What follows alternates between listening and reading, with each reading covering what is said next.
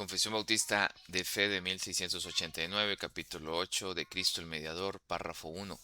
Agradó a Dios en su propósito eterno escoger y ordenar al Señor Jesús, su Hijo unigénito, conforme al pacto hecho entre ambos, para que fuera el mediador entre Dios y el hombre, profeta, sacerdote y rey, cabeza y salvador de la iglesia, el heredero de todas las cosas y juez del mundo, a quien dio desde toda la eternidad un pueblo para que fuera su simiente y para que a su tiempo lo redimiera, llamara, justificara, santificara y glorificara.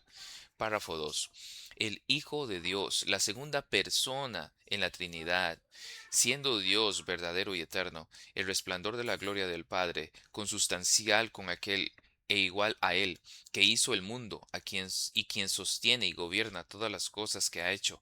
Cuando llegó la plenitud del tiempo, tomó sobre sí la naturaleza del hombre, con todas sus propiedades esenciales y con sus debilidades concomitantes, aunque sin pecado, siendo concebido por el Espíritu Santo en el vientre de la Virgen María, al venir sobre ella el Espíritu Santo y cubrirla el Altísimo con su sombra, así fue hecho de una mujer de la tribu de Judá y de la simiente de Abraham y David, según las Escrituras, de manera que dos naturalezas completas, perfectas y distintas se unieron inseparablemente en una persona, pero sin conversión, composición o confusión alguna. Esta persona es verdaderamente Dios y verdaderamente hombre, aunque un solo Cristo, el único mediador entre Dios y el hombre. Párrafo 3. El Señor Jesús, en su naturaleza humana, así unida a la divina en la persona del Hijo, fue santificado y unido en el Espíritu Santo sin medida, teniendo en sí todos los tesoros de la sabiduría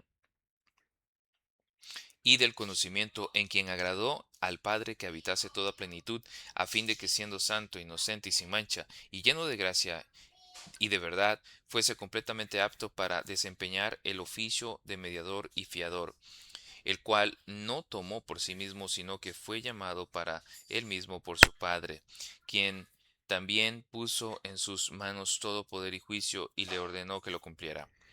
Párrafo 4. El Señor Jesús asumió de buena voluntad este oficio y para desempeñarlo nació bajo la ley. La cumplió perfectamente y sufrió el castigo que nos correspondía a nosotros, el cual deberíamos haber llevado y sufrido, siendo hecho pecado y maldición por nosotros, soportando las más terribles aflicciones en su alma y los más dolorosos sufrimientos en su cuerpo. Fue crucificado y murió y permaneció en el estado de los muertos, aunque sin corrupción. Al tercer día resucitó entre los muertos con el mismo cuerpo en que sufrió, con el cual también ascendió al cielo, y allí está sentado a la diestra de su Padre, intercediendo, y regresará para juzgar a los hombres y a los ángeles al final del mundo. Párrafo 5. El Señor Jesús, por su perfecta obediencia y el sacrificio de sí mismo, que ofreció a Dios una sola vez a través del Espíritu Eterno, ha satisfecho plenamente la justicia de Dios, ha conseguido la reconciliación y ha comprado una herencia eterna en el reino de los cielos para todos aquellos que el Padre le ha dado. Párrafo 6. Aun cuando el precio de la redención no fue realmente pagada por Cristo hasta después de su encarnación, sin embargo la virtud, la eficacia y los beneficios de la misma fueron comunicados a los escogidos en todas las épocas desde el principio del mundo, en las promesas, tipos y sacrificios, por medio de los mismos, en los cuales fue revelado y señalado como la simiente que heriría la cabeza de la serpiente y como el cordero inmolado desde la fundación del mundo, siendo el mismo ayer, hoy y por los siglos. Párrafo 7. Cristo, en la obra de mediación, actúa conforme a ambas naturalezas, haciendo por medio de cada naturaleza lo que es propio de ella, aunque por razón de la unidad de la persona lo que es propio de una naturaleza, algunas veces se le atribuye en las Escrituras a la persona denominada por la otra naturaleza. Párrafo 8. A todos aquellos para quienes Cristo ha obtenido redención eterna, cierta y eficazmente les aplica y comunica la misma, haciendo intercesión por ellos, uniéndoles a sí mismo por su Espíritu, revelándoles en la palabra y por medio de ella el misterio de la salvación, persuadiéndoles a creer y obedecer, gobernando sus corazones por su palabra y espíritu, y venciendo a todos sus enemigos por su omnipotente poder y sabiduría, de manera y en formas que más coincidan con su maravillosa e inescrutable dispensación, y todo por su gracia libre y absoluta, sin prever ninguna condición en ellos para granjearla. Párrafo 9. Este oficio de mediador entre Dios y el hombre es propio solo de Cristo, quien es el profeta, sacerdote y rey de la Iglesia de Dios, y no puede, ni parcial ni totalmente, ser transferido de él a ningún otro. Párrafo 10. Esta cantidad y orden de oficios son necesarios, pues por nuestra ignorancia tenemos necesidad de su oficio profético y por nuestra separación de Dios y la perfección del mejor de nuestros servicios necesitamos su oficio sacerdotal para reconciliarnos con Dios y presentarnos aceptos para con Él, y por nuestra falta de disposición y total incapacidad para volver a Dios y para rescatarnos a nosotros mismos y protegernos de nuestros adversarios espirituales, necesitamos su oficio real para convencernos, subyugarnos, atraernos, sostenernos, librarnos y preservarnos para su reino celestial. Fin del capítulo. Vamos a proceder ahora a leer el comentario de la Confesión de Fe de Samuel Waldron.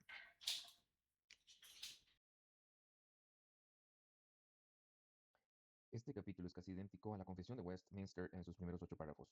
Los dos últimos párrafos que nos encuentran en la Westminster son una ampliación de la primera Confesión de Londres hecha por los autores de la Confesión de 1689. Aunque el glorioso tema de Cristo, el mediador, podría elaborarse ampliamente, el espacio solo nos permite tratar las cuestiones más importantes suscitadas en este capítulo. Número 1. La persona de Cristo. La doctrina de la persona de Cristo dominó la atención de la Iglesia durante sus primeros 8 siglos. Esto muestra cuán importante es para la Iglesia cristiana. Una razón por la que requirió tanto tiempo el que la Iglesia formulara claramente la doctrina de la persona de Cristo es el hecho de ser uno de los misterios de la fe. Un cristiano no debe dar una respuesta sencilla a la pregunta ¿quién es Jesucristo? Debe decir que es Dios, pero no solo debe decir eso, debe decir también que es hombre, pero no solamente debe decir que Cristo es Dios y hombre, debe decir que Él es Dios y hombre en dos naturalezas distintas, y sin embargo, solo una persona. Ese es el misterio. A. Su plena deidad. Hay muchas pruebas diferentes de la deidad de Cristo contenidas en la Biblia. Se podría mostrar que la adoración divina, títulos divinos, obras divinas y atributos divinos le son todos dados a Cristo por el Nuevo Testamento. En Juan 5:58 se le atribuye a Cristo el atributo de la existencia eterna. A Cristo se le aplican repetidamente pasajes del Antiguo Testamento que utilizan el título divino Jehová o Yahvé, que habla de Dios como el Señor que existe por sí mismo, el gran yo soy. Juan 2:32, Romanos 10:13, Salmos 102:25, Hebreos 1:10, 1 Pedro 2:3, Salmos 34:8, Isaías 8:2 al 13, compararlo con 3 al 15 de Juan. La prueba más clara es esa clase de pasajes que de forma simple y directa llaman al Señor Jesús Dios. Juan 1:1, 5:18, 20:28, Romanos 9:5, Tito 2:3, Hebreos 1:8 al 9, Filipenses 2:5 al 6, 2 Pedro 1:1, 1 Juan 5:20. Su verdadera humanidad. B. Hay 7 argumentos para la verdadera humanidad de Cristo que dejan claro su base de carácter bíblicos. 1. La promesa de un hombre. Las predicciones y profecías del Antiguo Testamento prometían que el Mesías de Israel sería un hombre. Miqueas 5:2, Isaías 7:14, 9:6-7, Génesis 3:15, 17:7, Isaías 52:13 al 53, perdón, Isaías 52:13, 53:12, Jeremías 23, 5 al 6. 2. La designación de un hombre. Hechos 2:22, 13:38, 17:31, 1 Corintios 15:21, 1 de Timoteo 2:5 afirman claramente que Cristo fue hombre, puesto que la mayoría de estos textos están hablando de Cristo en el presente, como recitado, dejan claro que sigue siendo hombre tras su resurrección y así para siempre. La conciencia de un hombre. No fueron simplemente, número 3, la conciencia de un hombre. No fueron simplemente sus discípulos u otros quienes pensaron que Jesús era un hombre y lo describieron así. Jesús mismo pensó y habló de sí mismo como un hombre. Juan 8:39-40. De hecho, su designación favorita de sí mismo era el título Hijo del Hombre. Él utilizó este título para referirse a sí mismo unas 80 veces. El Hijo del Hombre dijo, es Señor del día de reposo, Mateo 12:8. En otra ocasión afirmó, el Hijo del Hombre vino a buscar y a salvar lo que se había perdido, Lucas 19:10. 4. La aparición de un hombre. Juan 4:29, 7:46, 51, 9:11, 16:24, 10:33, 11:47, 50, 18:14, 17:29, 19:5. Dejan claro que Jesús parecía un hombre. Sin embargo, Jesús no solo aparentaba ser un hombre, él era totalmente un hombre. Debemos recordar que si hubiéramos vivido en la tierra con Jesús, él no habría sido en apariencia muy diferente a nosotros. Número 5. El cuerpo de un hombre. Dos de los primeros errores que atacaron a la iglesia arguían que el Cristo, espíritu celestial, no podía ser carne, sino que solo aparentaba ser un hombre. Las frecuentes afirmaciones bíblicas de que él poseía un cuerpo real contradicen esto. Hebreos 10:5, Marcos 14:8, Mateo 26:12, 26, Lucas 7:44 al 46, Juan 13:23, Mateo 9:10 al 11, 11:19, Lucas 22:44, Hebreos 2:10, 5:7 al 8, 1 Pedro 3:18, 4:1, Juan 19:32 al 35. 6. El alma de un hombre. El sufrimiento de Jesús implica el importante punto de que Jesús poseía un alma genuinamente humana. Ciertamente, el sufrimiento en el huerto fue principalmente espiritual, más bien que físico. Mateo 26:36 a 44. La muerte de Jesús da por supuesto claramente que él poseía un alma humana, porque la muerte se define en la Biblia como la separación del alma del cuerpo. Santiago 2:26. La muerte de Jesús ocurrió cuando él liberó su espíritu. Juan 19:30, Lucas 23:46. Esta verdad queda ilustrada también con el hecho de que Jesús poseía una voluntad humana. Mateo 26:39. Además, Jesús tenía sentimientos y emociones humanos. Dios también tiene sentimientos y emociones, pero a menudo pensamos que los sentimientos, perdón, a menudo pensamos en los sentimientos como algo muy especialmente humano. Muchas veces él experimentó el sentimiento de la compasión, Mateo 9:36. Se enojó, Marcos 3:5, 10:14. Y también se entristeció tanto que a veces suspiró, Marcos 8:12. En otras ocasiones lloró en silencio, Juan 11:35, y a veces se lamentó, Lucas 19:41 44. Por otra parte, él sabía que era regocijarse y alegrarse en el Espíritu, Lucas 10:21. Jesús experimentó, sin embargo, algunas emociones que Dios no puede experimentar. Experimentó el temor y el anhelo de comprensión que éste produce, Mateo 26:36 al 39. Que Jesús tuviera un alma humana también lo requería el hecho que fue tentado. Mateo 4:1 al 11, Hebreos 4:15. Puesto que Dios no puede ser tentado, esto significa que Jesús posee un alma humana. Perdón, puesto que Dios no puede ser tentado. Esto significa que Jesús posee alma humana. Además, Jesús fue sostenido en la tentación por el poder del Espíritu Santo en conjunción con la oración. Lucas 10:21, Hebreos 9:14, Marcos 1:35, Lucas 5:16, 6:12, 9:18 y 28. La demostración más notable del hecho de que Jesús poseía un alma humana es la referencia repetida al hecho de que experimentó un proceso de desarrollo espiritual y moral. Lucas 2:40, 52 y Hebreos 5:8, 9. 7. Las limitaciones de un hombre. Jesús experimentó muchas limitaciones humanas que Dios no experimenta ni puede experimentar. Tuvo hambre, Mateo 4:2, Marcos 11:12, Mateo 21:18. Pero Dios no tiene hambre, Salmo 50:12. Tuvo sed, Juan 4:7, 19:28. Aunque Dios nunca tiene sed. Se cansó, Juan 4:6. Aunque Dios nunca se cansa, Isaías 40:28. Se durmió, Mateo 8:24. Pero Dios nunca duerme, Salmos 121:4. Finalmente, y quizá lo más sorprendente, Jesús confesó que había cosas que él no sabía. Marcos 13:32. Se- Su personalidad singular. Hay tres puntos que deben resaltarse aquí. En primer lugar, Cristo es una persona. Esto se ve en el hecho de que para referirse a Él se utilizan pronombres singulares, nunca plurales. Aún en pasajes en que se hace referencia a ambas naturalezas, queda claro que solo hay una persona. Romanos 1, 3, 4, Gálatas 4, 4 y 5, Filipenses 2, 5 al 11. En segundo lugar, esa persona es el Hijo eterno de Dios. Juan 1:14, Gálatas 4:4, Juan 5:18, Hebreos 1:8-2, perdón, 1, 2 y 8, Juan 10:29-37. En tercer lugar, la personalidad singular no da como resultado la confusión o mezcla de las dos naturalezas de Cristo para formar una naturaleza compuesta. La confusión habla de dos naturalezas completas, perfectas y distintas, sin conversión, composición o confusión alguna. Cualquier mezcla de las dos naturalezas de Cristo daría como resultado una tercera mezcla entre medidas o la absorción de una u otra de las naturalezas de Cristo. Los pasajes citados anteriormente sobre la plena deidad y verdadera humanidad de Cristo demuestran que la encarnación no dio como resultado ni la disminución de la deidad de Cristo ni la absorción de su naturaleza humana.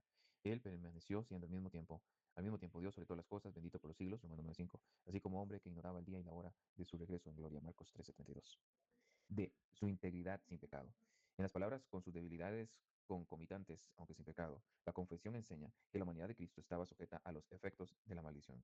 Romanos 8:3, Hebreos 5:8, 2:10 al 18, Gálatas 4:4. Con la importancia con la importante salvedad, perdón, de que la humanidad de Cristo era y continuó siendo impecable. Isaías 53:9, Lucas 1:35, Juan 8:46, 14:30, Romanos 8:3, 2 Corintios 5:21, Hebreos 4:15, 7:26, 9:14, 1 Pedro 1:19, 2:22 y 1 Juan 3:5. La doctrina de estos pasajes es que Cristo era absolutamente impecable, según la norma perfecta en la santa ley de Dios. Así, tanto en pensamiento como en palabra o en naturaleza, él permaneció sin ser manchado por el pecado. Al intentar resolver el misterio de la persona de Cristo, la sabiduría humana ha inventado muchas enseñanzas falsas. El docetismo negaba que Cristo fuera realmente un hombre. El arianismo negaba que Cristo fuera realmente Dios. El apolinarismo negaba que Cristo tuviera una alma humana, enseñando que el verbo tomó el lugar del alma humana. El nestorianismo negaba que Cristo fuera solo una persona, enseñando que, puesto que poseía dos naturalezas, debía estar constituido por dos personas. El eutiquianismo, la herejía monofísita, negaba que Cristo tuviera dos naturalezas distintas, enseñando que él solo tenía una naturaleza compuesta por una mezcla de deidad y humanidad. La verdad divina sobrepasa toda sabiduría humana semejante. Los intentos para explicar el misterio, para resolver la tensión, han dado siempre como resultado la herejía. Los credos de la Iglesia en los que tal herejía ha sido rechazada son simplemente cercas construidas por la Iglesia para impedir la profanación de este santo misterio por parte de la razón humana. Una gran prueba del origen divino del cristianismo es que sus doctrinas trascienden la razón humana. Sin embargo, aunque tales doctrinas trasciendan la razón humana, solo esta doctrina de la persona de Cristo puede satisfacer la necesidad humana. Solo uno que es santo Dios como hombre puede ser sustituto de los hombres, perdón, y en unas pocas horas en la cruz satisfacer la ira de un Dios infinito. Cur Deus Homo, la necesidad de la expiación. Después que comenzara a asentarse el polvo de las controversias mencionadas anteriormente, la Iglesia pudo hacer la siguiente pregunta lógica. La maravillosa realidad es que Dios se hizo hombre. Tal realidad demandaba una explicación. Así, Anselmo, en el siglo XI, escribió el tratado que hizo época. Cur Deus Homo. ¿Por qué Dios se hizo hombre? El propósito de Anselmo era mostrar que Dios se hizo hombre porque era necesario para el propósito de salvar a los pecadores. Responderemos a cuatro preguntas básicas en cuanto a la necesidad de la expiación. ¿Era necesaria la expiación de Cristo? La expiación es una necesidad absolutamente consiguiente. El término consiguiente significa que la expiación es necesaria solamente en el caso de que Dios escoja libremente salvar. El término absoluta significa que una vez que Dios ha escogido salvar, la expiación se vuelve absolutamente necesaria para lograr este fin libremente escogido. La expiación es necesaria no meramente porque Dios escoja salvar de esta manera, sino porque el carácter de Dios no permite que los hombres se salven de ninguna otra manera. Puede parecer presuntuoso y especulativo arguir acerca de lo que Dios puede o no puede hacer. La Biblia enseña, sin embargo, que hay cosas que Dios no puede hacer. 1 Timoteo 1:17, Tito 1:2, 2 Timoteo 2:13. Y que, por tanto, la expiación era necesaria. Hebreos 2:10, 17, Juan 3:14-16, Hebreos 9:23, Gálatas 3:21, Romanos 3:26. ¿Qué hay en el carácter de Dios que hizo necesaria la expiación de Cristo? Es su justicia. Romanos 3:26, Gálatas 4:4, Romanos 8:3, Gálatas 3:13, 2 Corintios 5:21, 1 Corintios 15:56. No fue Pilato, o los judíos o Satanás quien mató a Cristo, fue Dios, fue la justicia divina. ¿Cómo hace frente la expiación a las demandas de la justicia de Dios? Propicia a Dios. Esta palabra se utiliza como descripción de la expiación en Romanos 3:25, Hebreos 2:17, 1 Juan 2:2, 4:10. Significa aplacar, pacificar, apaciguar o conciliar. Dios está irado. Cristo apacigua su ira. Él satisface la justicia de Dios, como afirma el párrafo 5 de este capítulo. Hay tres conceptos erróneos que deben ser corregidos si ha de entenderse la propiciación. En primer lugar, amar a alguien no es lo mismo que ser propicio a esa persona. Dios ama a personas con quienes está irado. Juan 3:36, Efesios 2:3. Dios no puede negarse a sí mismo. No puede salvar a los hombres sin ser propiciado. En segundo lugar, la propiciación no convierte a un Dios de ira en un Dios de amor. 1 Juan 4:10. La propiciación no consiste en un hijo amante que calma a un padre irado. En tercer lugar, la propiciación no disminuye el amor y la misericordia de Dios. Por el contrario, muestra cuán costosa es, cuán determinada es, cuán gloriosa es, cuán segura es. Dios ama aún a costa de su propio Hijo, pero no ama a costa de su justicia. Así es de seguro su amor. La justicia no puede cambiarlo. ¿Cómo se propicia la ira de Dios y se satisface la justicia de Dios mediante la muerte de Cristo? Cristo satisfizo la justicia de Dios sufriendo realmente en lugar nuestro, llevando representativamente y como sustituto la pena o castigo que Dios en su justicia demanda de los pecadores. Esa pena era la muerte, Romanos 6:23, el emblema físico del abandono divino. El infierno es el lugar donde Dios abandona totalmente a los pecadores. Cristo fue abandonado por Dios en la cruz, Mateo 27:46.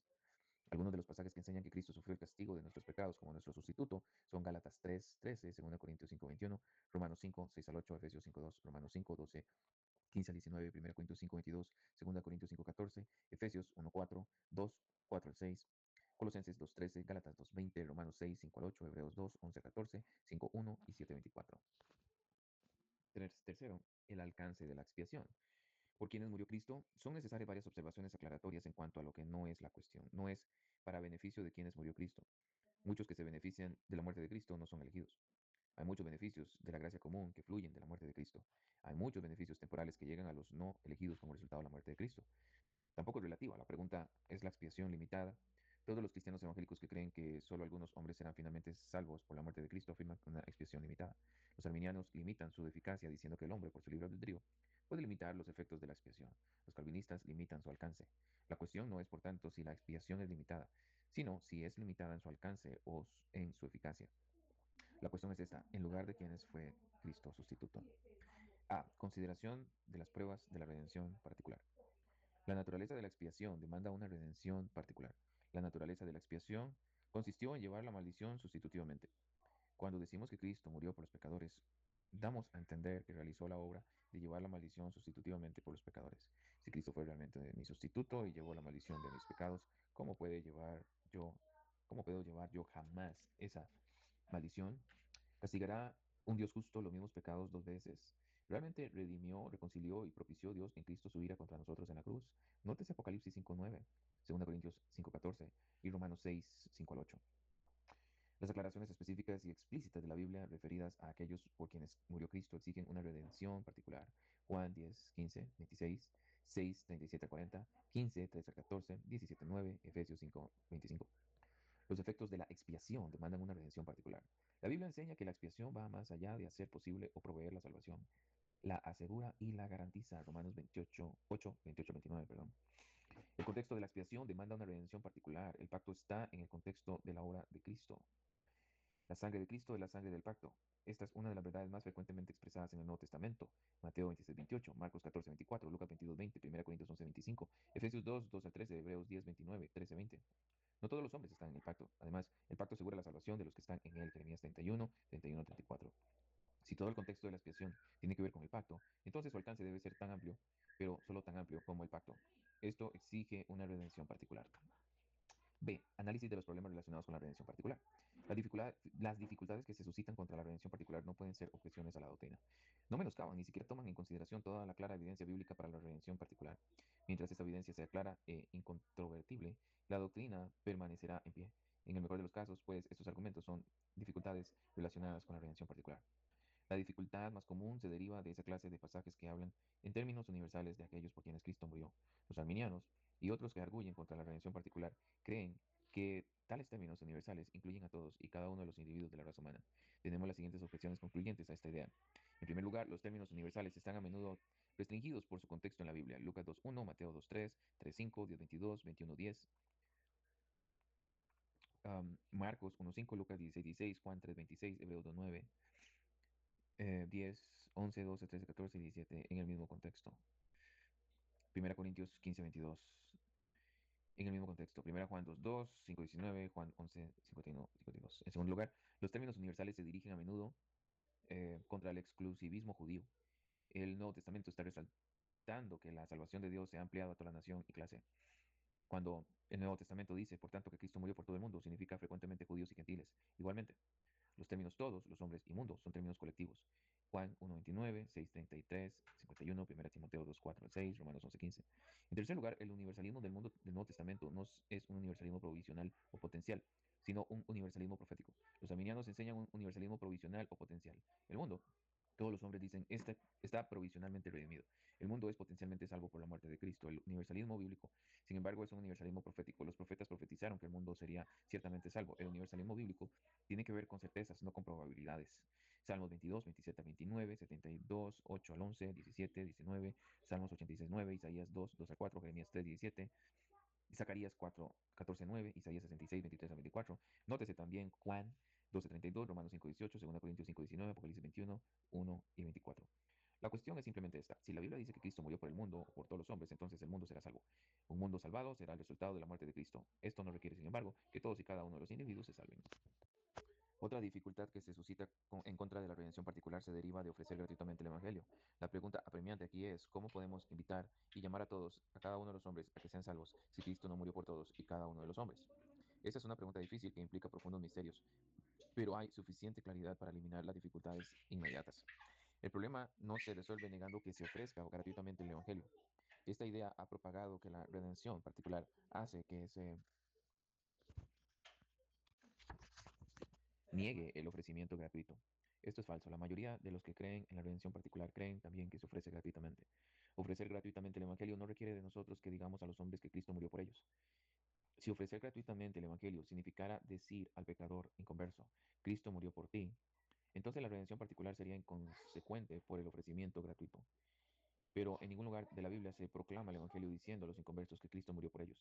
Nunca hicieron esto los apóstoles en el libro de los Hechos. Predicar el Evangelio no es en primer lugar proclamar por quienes murió Cristo. El Evangelio es proclamar a Cristo mismo como el Salvador suficiente de los pecadores. Mateo 11, 28 al 30, Hechos 4, 12, 5, 28 al 31. Puede que no podamos resolver la cuestión de cómo Dios nos puede decir que ofrezcamos a Cristo a hombres por quienes Él no murió. Pero una cosa está clara. Dios nunca nos dice que les digamos a esos hombres que Cristo murió por ellos en particular. La clase de pasajes que parecen enseñar que algunos por quienes Cristo murió perecerán proporciona la dificultad más enigmática para los que sostienen la redención particular. Romanos 14:15, 1 Corintios 8:11, 2 Pedro 2:1, Hebreos 10:29.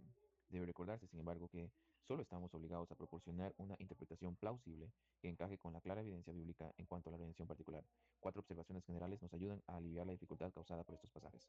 En primer lugar, todos estos pasajes están hablando exclusivamente de cristianos profesantes. Cualquier cosa que enseñen, pues no pueden enseñar una redención universal. En segundo lugar, al limitar la muerte de Cristo a los cristianos profesantes, estos pasajes realmente refutan la expiación universal. 1 Corintios 8:11, por ejemplo, habla de el hermano débil por quien Cristo murió. Aquí la muerte de Cristo es mencionada como motivo especial para tratar con amabilidad a los hermanos. ¿Qué sentido tiene esto si Cristo murió también por todos los demás? Hebreos 10:29 habla de la sangre del pacto, en la cual fue santificado. Aquí la sangre de Cristo es pisoteada no por todos, sino por uno que era un cristiano profesante. No tiene sentido considerar este hecho como un agravante del pecado de un cristiano profesante, si Cristo murió absolutamente por todos. En tercer lugar, perdón, la mayoría de los que se oponen a la redención particular en nuestros días creen en la seguridad eterna. Para los tales estos pasajes prueban demasiado. Si interpretamos esos pasajes como ellos, esto no solo refutan la redención particular, sino también la preservación de los santos. Hebreos 10:29 está hablando no solo de aquel por quien Cristo murió, sino de uno que estaba santificado. 1 Pedro 2:1 está hablando de uno que fue acompañado, perdón, fue comprado, no solo en el sentido de que Cristo murió por él, sino también en el sentido de la conversión. 2 Pedro 2:1-17 al 22, Judas 4:5. En cuarto lugar, aquellos que se mencionan en estos pasajes son descritos según su profesión espiritual y privilegios eternos y visibles, no según la realidad interna espiritual. 1 Corintios 8:11, Romanos 14:15. Si estos pasajes implican que un hombre puede perecer, el tal es descrito solo en cuanto a su profesión visible. Porque un verdadero hermano no puede perecer. Romanos 14:4, 2 Pedro 2:1. Habla de uno comprado por el Señor que se acarrea una destrucción repentina. Aquellos que son verdaderamente comprados o redimidos, sin embargo, no pueden perecer. Apocalipsis 5:9, Apocalipsis 14, 3-4. Según la realidad interna, estos falsos maestros son perros o cerdos. 2 Pedro 2:22. Predestinados a ser condenados. Judas 4, 2 Pedro 2:3, Hebreos 10:29. Habla de un significado por la sangre de, habla de uno santificado por la sangre de Cristo. Los que son verdaderamente santificados, sin embargo, han sido perfeccionados para siempre mediante la muerte de Cristo. Hebreos 10, 10-14. Y gozan de las bendiciones del nuevo pacto. Hebreos 10, 15-18. Los que se mencionan en Hebreos 10:29 son solo santificados. Por tanto, se habla en términos de su unión externa al pueblo del pacto, por quien Cristo murió. Fin del capítulo. Muy buenos días, amados oyentes. Vamos a continuar meditando en esta serie sobre los atributos. Lo siguiente que vamos a hacer es leer el capítulo 8, pero ahora comentado por James Renningham, del libro para el lector juicioso e imparcial. Exposición de la Confesión Bautista de Fe de Londres de 1689, Confesionalidad Bautista. Volumen 2. De Cristo el Mediador, capítulo 8. La cristología está en el fundamento mismo de la fe cristiana, por tanto requiere una expresión cuidadosa y precisa. Así lo creían especialmente los bautistas particulares confesionales, ya que se enfrentaban a opiniones no ortodoxas e incluso heréticas sobre la persona de Cristo, provenientes al menos de dos frentes. Dentro de sus propias filas, los errores de Thomas Collier eran tan graves que iniciaron la crisis que condujo a la publicación de esta confesión. Fuera de su círculo predestinista, el bautista general Matthew Caffin promovía una versión herética de la encarnación, dado que los observadores podían imputar las posturas de cualquiera de ellos a los congregacionalistas bautísticos. Era importante expresar claramente su propia fe ortodoxa. El título de este capítulo apunta a su relación con el pacto. El término mediador hace referencia directa al hecho de que Dios ha establecido una relación pactual con el hombre. Esto no debería extrañarnos si recordamos el orden de los capítulos y el bosquejo sugerido de la confesión, pero esta conexión se hace más explícita en la segunda confesión de fe de Londres que en la de Westminster. Esto se debe a que Saboya había introducido el lenguaje específico del pacto en el primer párrafo 8.1, aunque la confesión de Westminster ciertamente da a entender esta relación, los teólogos congregacionalistas percibieron la importancia de hacer definitiva esta correlación. La razón de ello puede encontrarse en la vindicación del misterio del Evangelio de John Owen, entre otros tópicos. Owen escribió para contrarrestar las falsas nociones sobre la satisfacción que propagaban los socinianos y las publicaciones del jurista y teólogo holandés Hugo Grocio. Al exponer la naturaleza exacta de la doctrina de la satisfacción, Owen argumentó que un contexto pactual era esencial para una comprensión ortodoxa de la persona y la obra de Cristo. Y digo que esto es el pacto y convenio que hubo entre el Padre y el Hijo, que es el gran fundamento de lo que se ha dicho y lo que se dirá más adelante sobre los méritos de Cristo y la satisfacción que Él dio. Aquí radica el fundamento de la justicia de la dispensación en cuestión. Que Cristo sufriera el castigo que se nos debía a nosotros fue algo hecho de Él voluntariamente y no hizo nada más que lo que tenía autoridad para hacer y el mandato de su padre que hiciera. Tengo autoridad, dice él, para dar mi vida y tengo autoridad para tomarla de nuevo. Este mandamiento recibí de mi Padre, por lo que la gloria tanto del amor como de la justicia de Dios es sumamente exaltada. Este es el fundamento de los méritos de Cristo.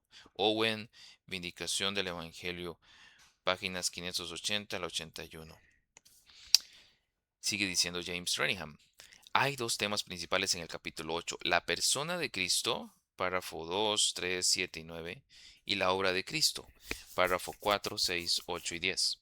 Recor- Reordenarlos y tratar esos dos temas principales por separado podría ser una forma útil de enseñarlos en una clase de estudio. Aquí los trataremos consecutivamente para que fuera su descendencia y para que fuera redimido, llamado, justificado, santificado y glorificado por él en el tiempo. Perdón, dice Renningham, aquí los trataremos consecutivamente. El contexto del pacto. Agradó a Dios en su propósito eterno escoger y ordenar al Señor Jesús, su Hijo unigénito, conforme al pacto hecho entre ambos, para que fuera el mediador entre Dios y el hombre, el profeta, sacerdote y rey y cabeza y salvador de su iglesia, el heredero de todas las cosas y juez del mundo, a quien dio desde toda la eternidad un pueblo para que fuera su descendencia y para que fuera redimido, llamado, justificado, santificado, glorificado por él en el tiempo. El primer párrafo mira hacia atrás y hacia adelante. Usa un lenguaje que se une explícitamente al capítulo 7, así como al capítulo 2, párrafo 3, y resume brevemente las declaraciones doctrinales que se desarrollarán en los párrafos y capítulos siguientes. Como anticipo de lo que está por venir, alude a las cualificaciones de Cristo como mediador. Párrafo 2 y párrafo 3 del capítulo 8. A su obra, párrafo 4 y párrafo 7, a su triple oficio, párrafo 8 y párrafo 10, y a la enseñanza ulterior de los capítulos 10 al 13. En la raíz de esta enseñanza sobre Cristo el mediador encontramos el Pactum Salutis, la Historia Salutis y el Ordo Salutis. Se reúnen y se desarrollan en cierto detalle. Al principio del párrafo hay una extensa declaración sobre el pacto de salvación que incluye la adicción de una fraseología explícitamente alusiva al pacto, adicción que fue redactada por Saboya y aparece de forma similar en la Confesión Bautista. A esto le sigue afirmaciones sobre la historia de la salvación, cuando leemos sobre Cristo, el profeta, sacerdote y rey, la cabeza y el salvador de su iglesia. Puntos teológicos que se explicarán en detalle más adelante en este capítulo. La entrega de un pueblo a Cristo desde la eternidad remite el Pactum Salutis. La obra de mediación y su triple oficio remiten a la historia Salutis. Y el Ordo Salutis, el orden de la salvación. Se introduce al final.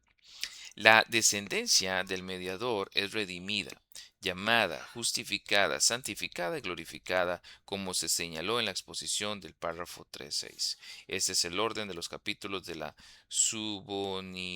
subunidad monopleurista de la confesión. Otro indicio de la estrecha relación entre la doctrina del decreto de Dios y la obra de Cristo. El contexto del pacto es evidente.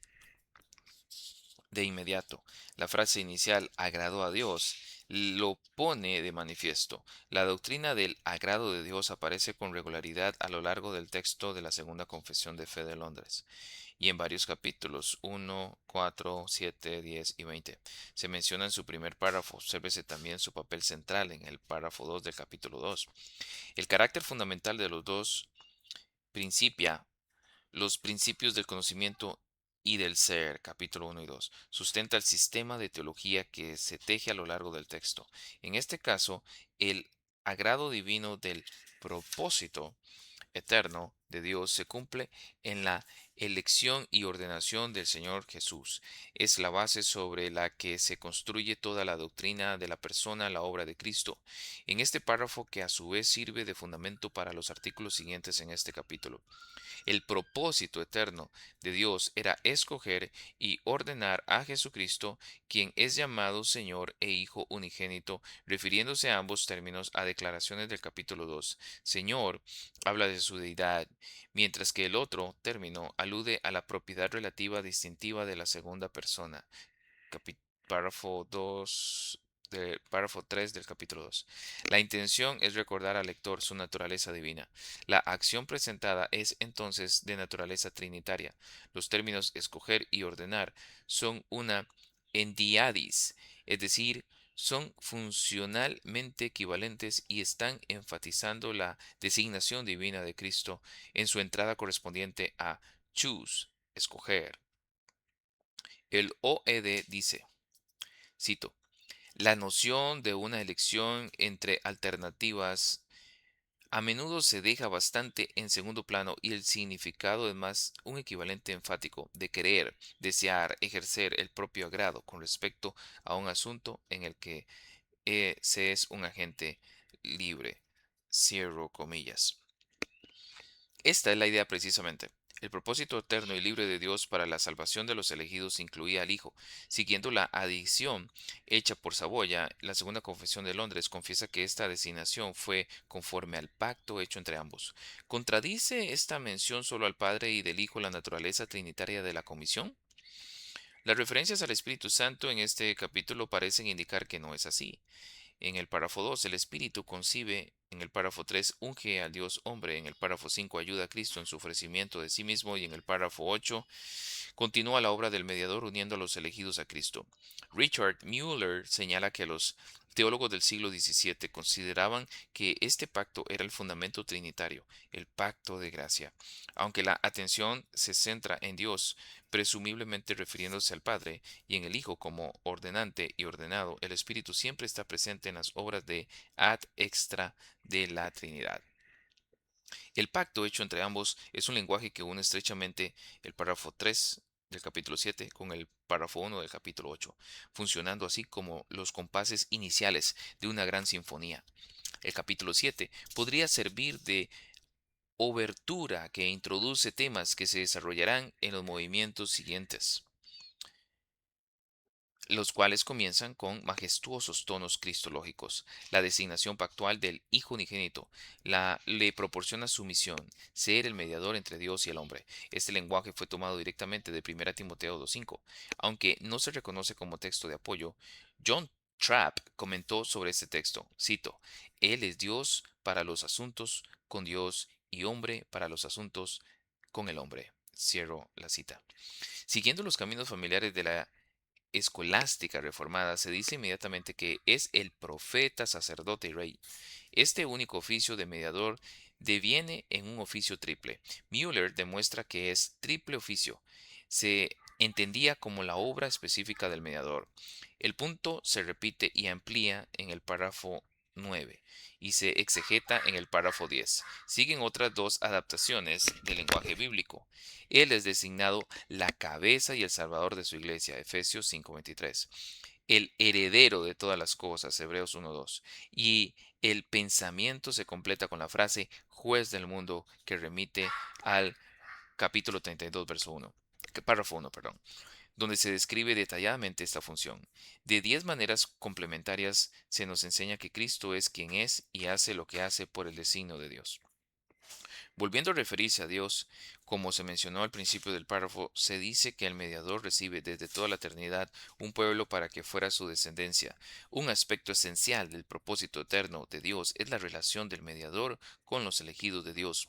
Ellos son el pueblo que le ha sido dado, basándose en la realidad intemporal de la eternidad y conforme al plan pactual y en la anticipación de la doctrina que pronto se desplegará. El Señor Jesús recibe el don de una descendencia. Este propósito eterno de Dios, para capítulo 3 párrafo 3 capítulo 3 párrafo 6 se hace realidad en el tiempo. Capítulo 4 párrafo 1. En la eternidad fueron escogidos en el tiempo, son redimidos, llamados, justificados, santificados y glorificados.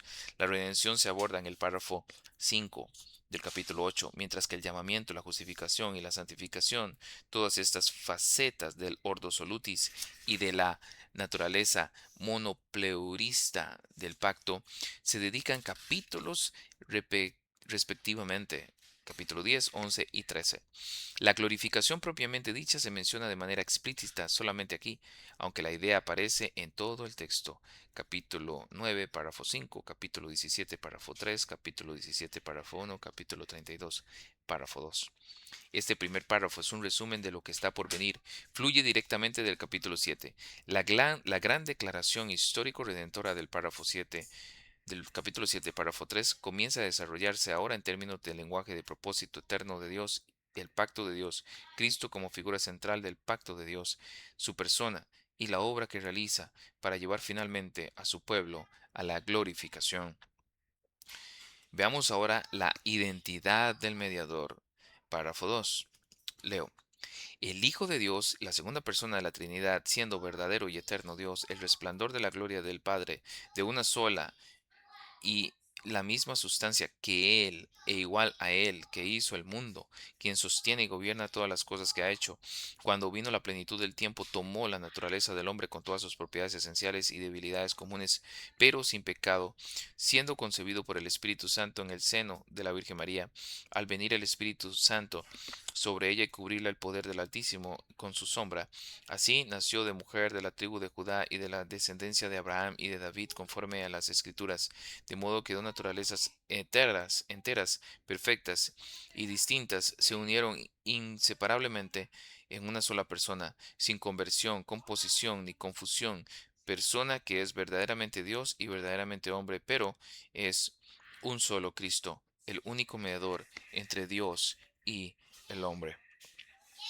El segundo párrafo se basa en el artículo 2 de los 39 artículos de la Iglesia de Inglaterra y su revisión realizada por los primeros meses de la Asamblea de Westminster. La tabla a continuación presenta el texto de los 39 artículos junto a las revisiones realizadas por los teólogos de Westminster. Representa la letra negrita representa palabras o frases usadas en la Confesión de Westminster y la Segunda Confesión de Londres. Los 39 artículos dicen así: el verdadero o Hijo de Dios que fue hecho verdadero hombre, el Hijo que es el verdadero del Padre, engendrado del Padre desde la eternidad, es, y en negrita dice, verdadero y eterno Dios de una sola y la misma sustancia que el Padre, tomó la naturaleza del hombre en el seno de la bienaventurada Virgen de su sustancia, de modo que dos naturalezas enteras y perfectas, es decir, la divinidad y la humanidad, se unieron en una sola persona para no dividirse jamás. Por tanto es un solo Cristo, verdaderamente Dios y verdaderamente hombre, quien verdaderamente padeció, fue crucificado, muerto y sepultado para reconciliar a su Padre con nosotros y ser sacrificio no solo por la culpa original, sino también por los pecados que los propios hombres cometen. Ahora dice la revisión de los 39 artículos hecha por la Asamblea de Westminster. Del verbo, artículo 2, del verbo o Hijo de Dios que fue hecho verdadero hombre. El Hijo, que es el verdadero Padre, engendrado del Padre desde la eternidad, el verdadero y eterno Dios de una sola y la misma sustancia que el Padre, tomó la naturaleza del hombre en el seno de la bienaventurada Virgen de su sustancia, de modo que dos naturalezas enteras y perfectas, es decir, la divinidad y la humanidad, se unieron en una sola persona para no dividirse jamás. Por tanto, es un solo Cristo, verdaderamente Dios y verdaderamente hombre, quien por nuestra causa verdaderamente padeció en su alma, los más graves tormentos de Dios, fue crucificado, muerto y sepultado, para reconciliar a su Padre con nosotros y ser sacrificio no solamente por la culpa original, sino también por todos los pecados que los propios hombres cometen. Las similitudes son notables y también lo es la revisión. Debiera observarse además su dependencia del credo niceno. El párrafo 2 de la confesión dice, el Hijo de Dios, la segunda persona de la Trinidad, siendo verdadero y eterno Dios, el resplandor de la gloria del Padre. El credo niceno dice, y en un solo Señor Jesucristo, el Hijo de Dios, el unigénito Hijo del Padre, Dios de luz, verdadero Dios de verdadero Dios, engendrado, no creado. La confesión también dice, de una sola y de la misma sustancia que Él, igual e igual a Él. El credo niceno dice, de una sola y la misma sustancia que el Padre. La confesión dice que hizo el mundo y quien sostiene y gobierna todas las cosas. El credo niceno dice por quien fueron creadas todas las cosas, tanto los cielos como la tierra. Al incorporar el lenguaje sobre la creación y la providencia del artículo 9 de la Primera Confesión de Londres, la declaración en el párrafo 2 del capítulo 8 refleja más estrechamente la enseñanza de Nicea que la Confesión de Westminster y Saboya. La confesión de fe La segunda confesión de fe, párrafo 2 del capítulo 8, describe la identidad del mediador de varias maneras. En primer lugar, leemos de su plena deidad mediante una afirmación en lenguaje técnico sobre la divinidad de Jesucristo. Esto se presenta de tres maneras. Número uno, se afirma claramente su identidad como persona, el Hijo de Dios, la segunda persona de la Santa Trinidad. Esto remite al párrafo 3 del capítulo 2, pero curiosamente emplea el término persona en lugar de subsistencia, que es la palabra usada en el capítulo 2. Esto puede indicar que, si bien se refiere subsistencia al contemplar la Trinidad como uno y tres, persona es un término correcto cuando se habla más directamente de la manera de ser de Cristo. Número 2, se declara su naturaleza divina. Es verdadero y eterno Dios, el resplandor de la gloria y del Padre, en una sola y la misma sustancia que Él e igual a Él. Estas frases, la segunda de las cuales fue tomada al artículo 9 de la primera confesión de fe, también remiten a los párrafos 2, 1 y 2.2. La tercera expresión también añade el artículo 9 de la primera confesión, habla de su poder creador y actividad providencial, párrafo 1 del capítulo 5. En una tesis doctoral inédita, Henry Knapp escribió, cito, los exegetas ortodoxos se cuidaban de aclarar un posible error de interpretación en la idea de que el mundo fue creado por Cristo. Contrariamente a la exposición de Creel, según la cual Cristo actuó como mediación o medio del acto creador de Dios, los intérpretes puritanos se resistieron a esta comprensión instrumentalista de la participación de Cristo en la creación. Es decir, Cristo no sirvió simplemente como instrumento a través del cual Dios creó el universo, sino que Él mismo fue una causa eficaz, igual que el Padre en la creación. Owen señala que en la creación de todas las cosas, Dios actuó directamente por el Hijo, no usándolo como un instrumento subordinado, sino como el principal eficiente, siendo su propio poder y sabiduría, cierro comillas. Procede citando extensamente a Owen. Cito, ¿por quién? No como un instrumento o causa inferior, intermedia o creada, porque entonces Cristo mismo debió ser creado también por mediación de sí mismo, en vista de todas las cosas por él fueron hechas. Juan 1.3, sino como el propio y eterno verbo, sabiduría y poder de Dios. Proverbios 8, 22 al 4, Juan 1.1. Pues ese mismo acto creador individual es la obra del Padre y del Hijo, cuyo poder y sabiduría son todo y el mismo individuo, como también lo son las obras que externamente proceden de ellos. Y así como la obra conjunta del Padre y del Hijo no infiere ninguna otra subordinación que la de la subsistencia y el orden, tampoco la proposición si ya, en griego, da a entender por sí misma la sujeción de una causa instrumental, pues a veces se usa para expresar la obra del Padre mismo. Gálatas 1.1. A continuación señala, al hacer esta distinción y afirmar que Cristo es la causa eficaz no instrumental, Owen coincide con la mayoría de los expositores reformados ingleses. La segunda confesión de fe, párrafo 2, capítulo 8, codifica esta postura. Cito, este párrafo proporciona una declaración triple de la plena deidad de Jesucristo. Debemos tener presente las cuestiones fundamentales que hemos visto en los 6 primeros capítulos: la doctrina de Dios, los decretos de Dios, la creación y la providencia, todo lo cual se afirma aquí sobre Jesús, el Hijo de Dios. Edward Ley expresó esta gloriosa verdad cuando escribió, abro comillas: Él es Dios, no por oficio, ni porque sea tratado con favor, ni por similitud, ni figuradamente, como a veces los ángeles y autoridades civiles son llamados dioses, sino por naturaleza. Él es igual que su Padre y coesencial con él. Hay una sola divinidad que es común a las 3 personas, el Padre, el Hijo y el Espíritu. Por eso en Filipenses 2:6 se dice que Él es la forma de Dios y no tuvo por usurpación ser igual a Dios. Si se le atribuye una igualdad a Dios, el Padre no es Dios de una manera secundaria o inferior, sino que es en la forma misma de Dios y es igual a Él, pues la deidad de las 3 personas es una sola y la misma. Para derrotar la herejía de Arrio, se convocó el primer concilio de Nicea y se redactó el credo niceno. Cierro la cita. Con una declaración histórico-redentora de Gálatas 4:4, se nos enseña que cuando vino la plenitud del tiempo, cuando las promesas y profecías dadas a los padres del antiguo pacto habían madurado, aquel que es verdaderamente Dios entró en el mundo que había creado y asumió una verdadera naturaleza humana. Aquí hay un punto importante.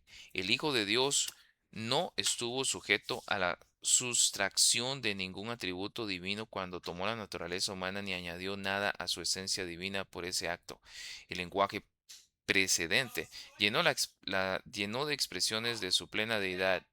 Véase también capítulo 2, párrafo 1. No permite sustracciones ni adiciones. La perfección divina no puede adquirir nada. Antes bien, este majestuoso ser divino asumió la naturaleza humana. Así lo expresó Benjamin Keach. Ningún intento finito podría haber viajado jamás a tales alturas y a tales profundidades, y que la segunda persona descendiera del cielo y asumiera la naturaleza humana en conjunción con la divina. William Ames escribió: esta unión con la persona y naturaleza divina no añade nada más que cierta relación.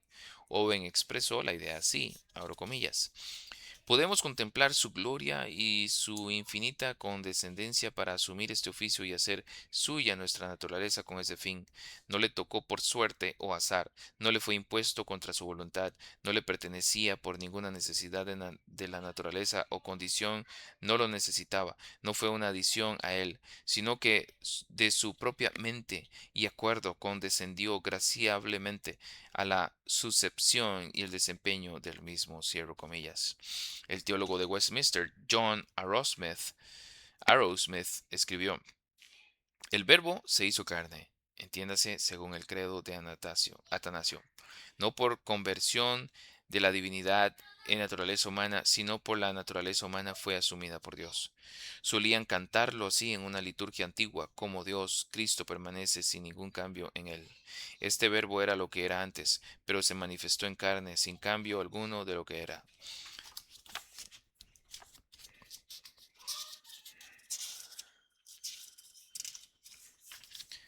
Dios, la naturaleza humana, no convirtiendo la divina en naturaleza humana.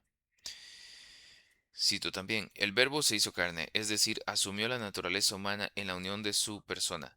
El que antes era Dios desde la eternidad, ahora toma la naturaleza humana en la unidad de su persona, pero solo con esta diferencia. La frase parece implicar algo más porque dice: el Verbo se hizo carne. Y algunos herejes se escudan en esto, porque dicen que una cosa no puede hacerse otra sin algún cambio. Así como en las bodas de Canaán el agua se hizo vino, entonces dejó de ser agua. También dicen: si el verbo se hace carne, debe dejar de ser el verbo, porque ahora es hecho otra cosa. Para responder a esto, el verbo se hizo carne por una asunción voluntaria de la naturaleza humana. Por lo tanto, se rechaza esta objeción porque se basa enteramente en la traducción: el verbo se hizo carne.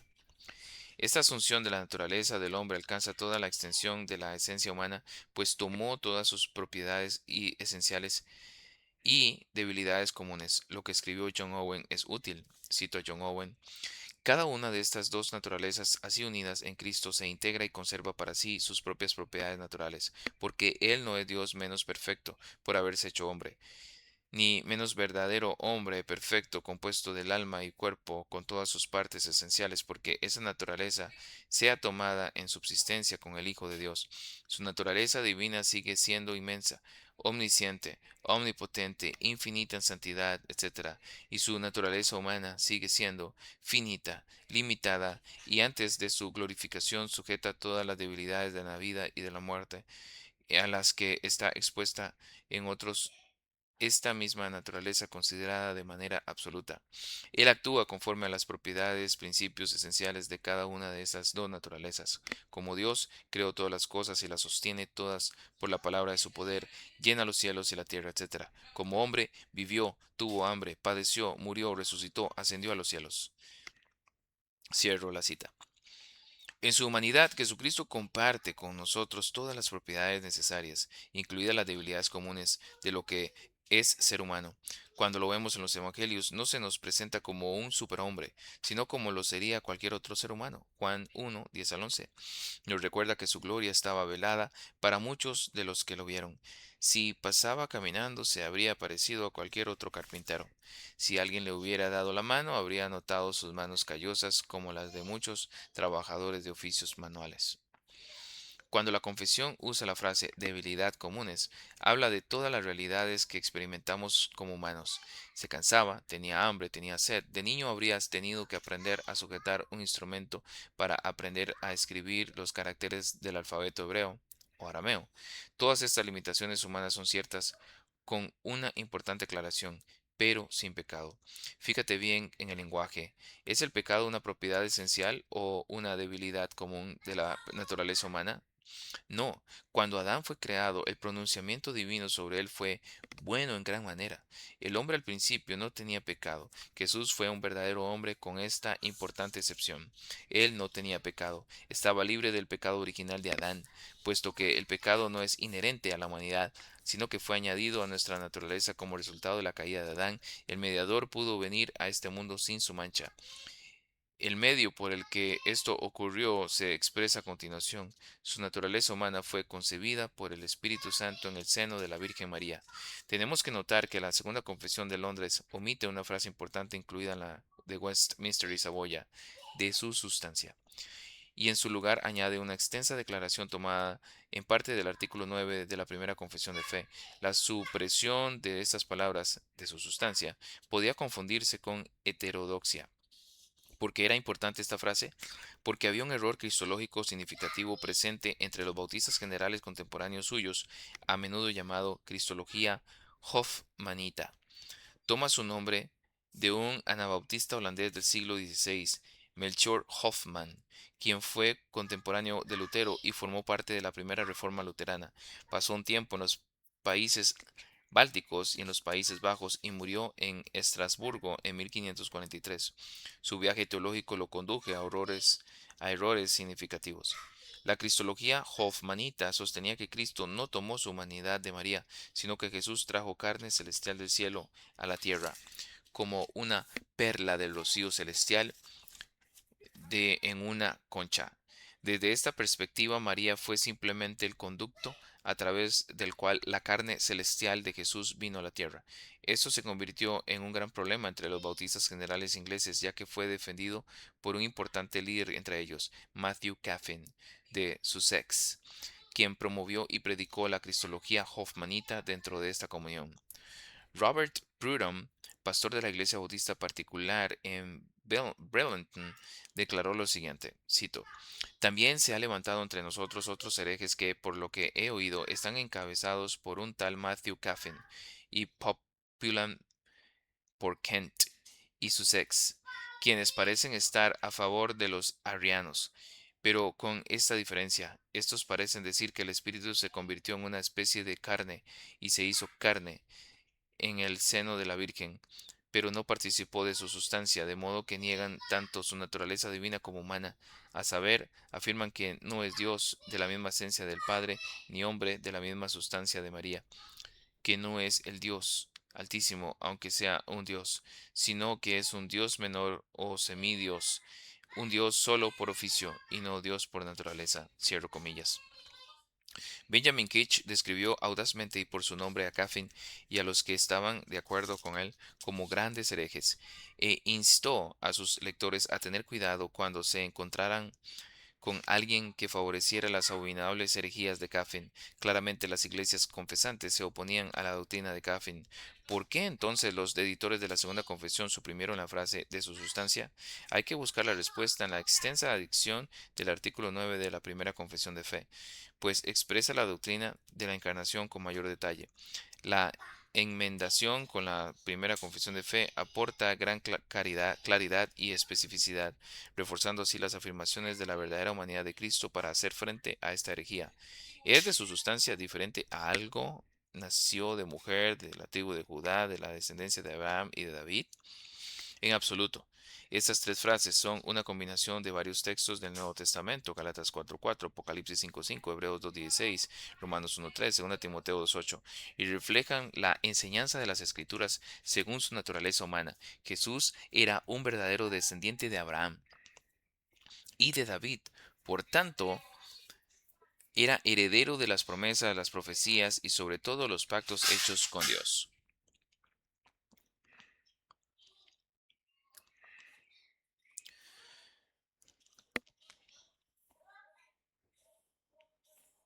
Y sobre todo los pactos hechos con ellos. Frente a la herejía de Caffin y el hecho de que la identificaran con las iglesias de cristianos bautistas, hablando genéricamente, es decir, tanto con las iglesias bautistas generales como con las iglesias bautistas particulares, el lenguaje reforzado es sumamente útil. Protege la confesión y las iglesias que la suscriben de las acusaciones de herejía. La unión de la naturaleza divina y la naturaleza humana se efectuó por medios específicos. Se expresa con un lenguaje técnico extraído de la Declaración Calcedoniana del año 451 después de Cristo. Cuatro frases son esenciales.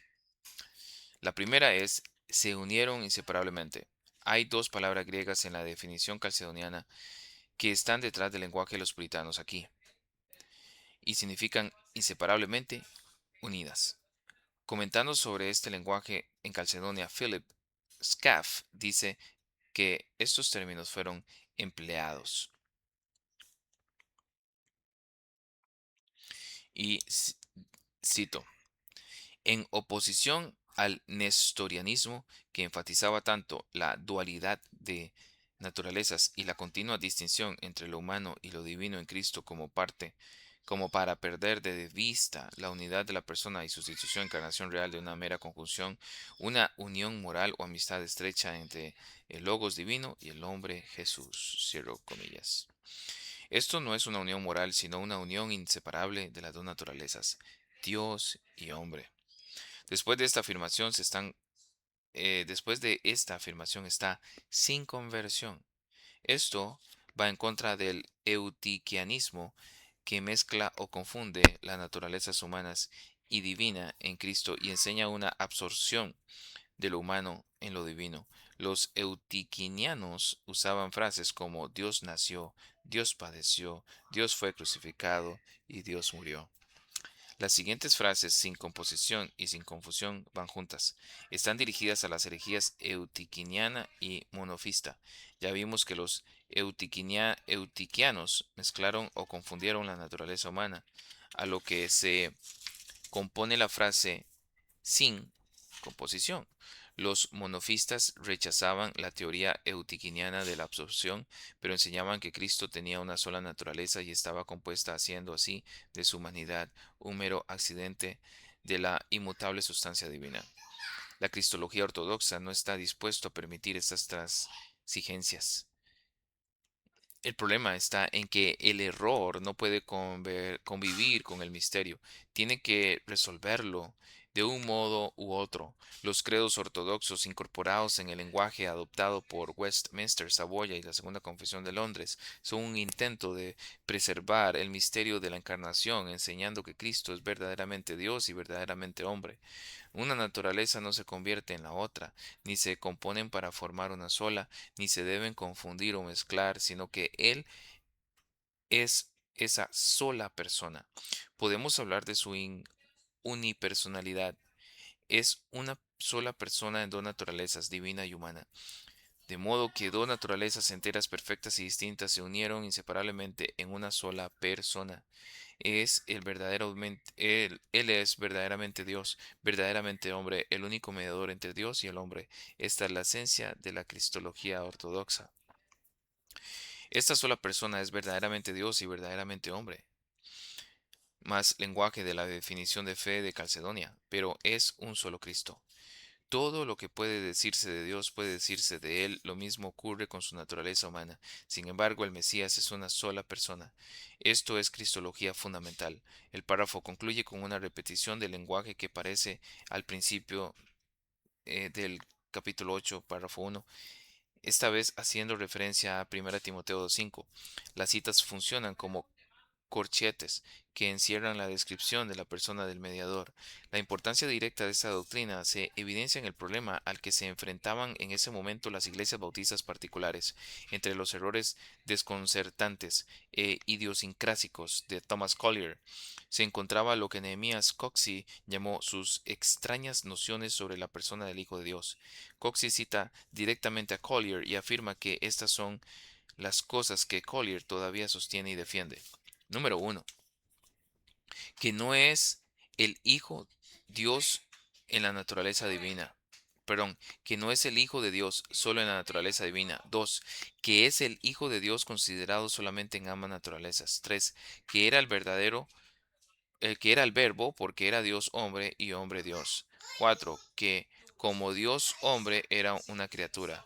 5. Que esta criatura, Dios hombre, creó todas las cosas. 6. Que este verbo, Dios hombre, se hizo carne. Y 7. Que es el Hijo del hombre en ambas naturalezas.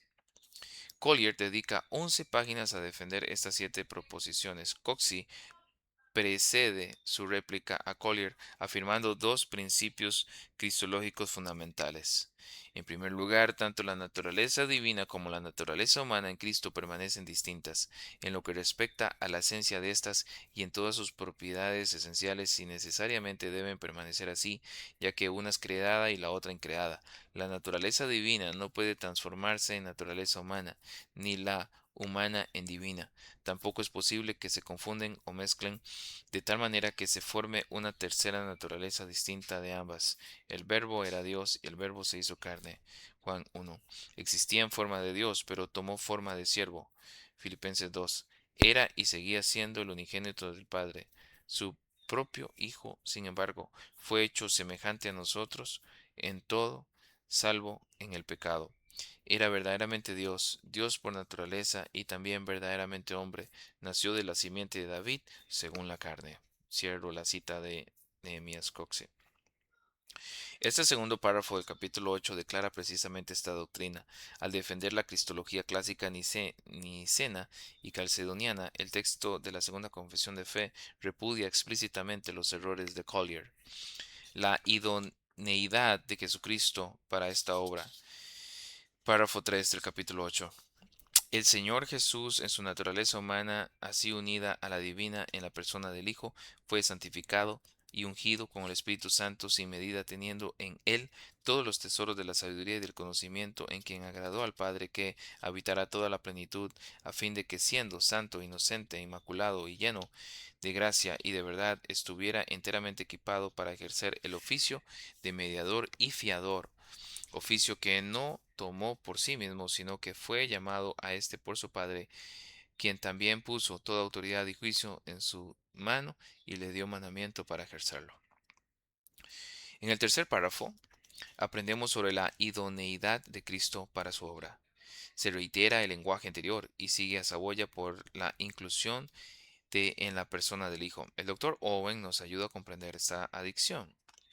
Cito: por lo tanto, esta obra de nuestra redención y rescate, que es el efecto especial de la autoridad, amor y poder del Padre, debía ser ejecutada en y por la persona del Hijo, así como dicha obra no es aplicada por el Espíritu Santo. Por lo tanto, no correspondía a la persona del Padre asumir nuestra naturaleza, no le correspondía en el orden de subsistencia y operación en la bendita Trinidad, la autoridad, amor y poder de donde procede toda la obra eran suyos, de una manera peculiar, pero la ejecución de lo que la infinita sabiduría se propuso en ellos y por ellos correspondía a otra persona.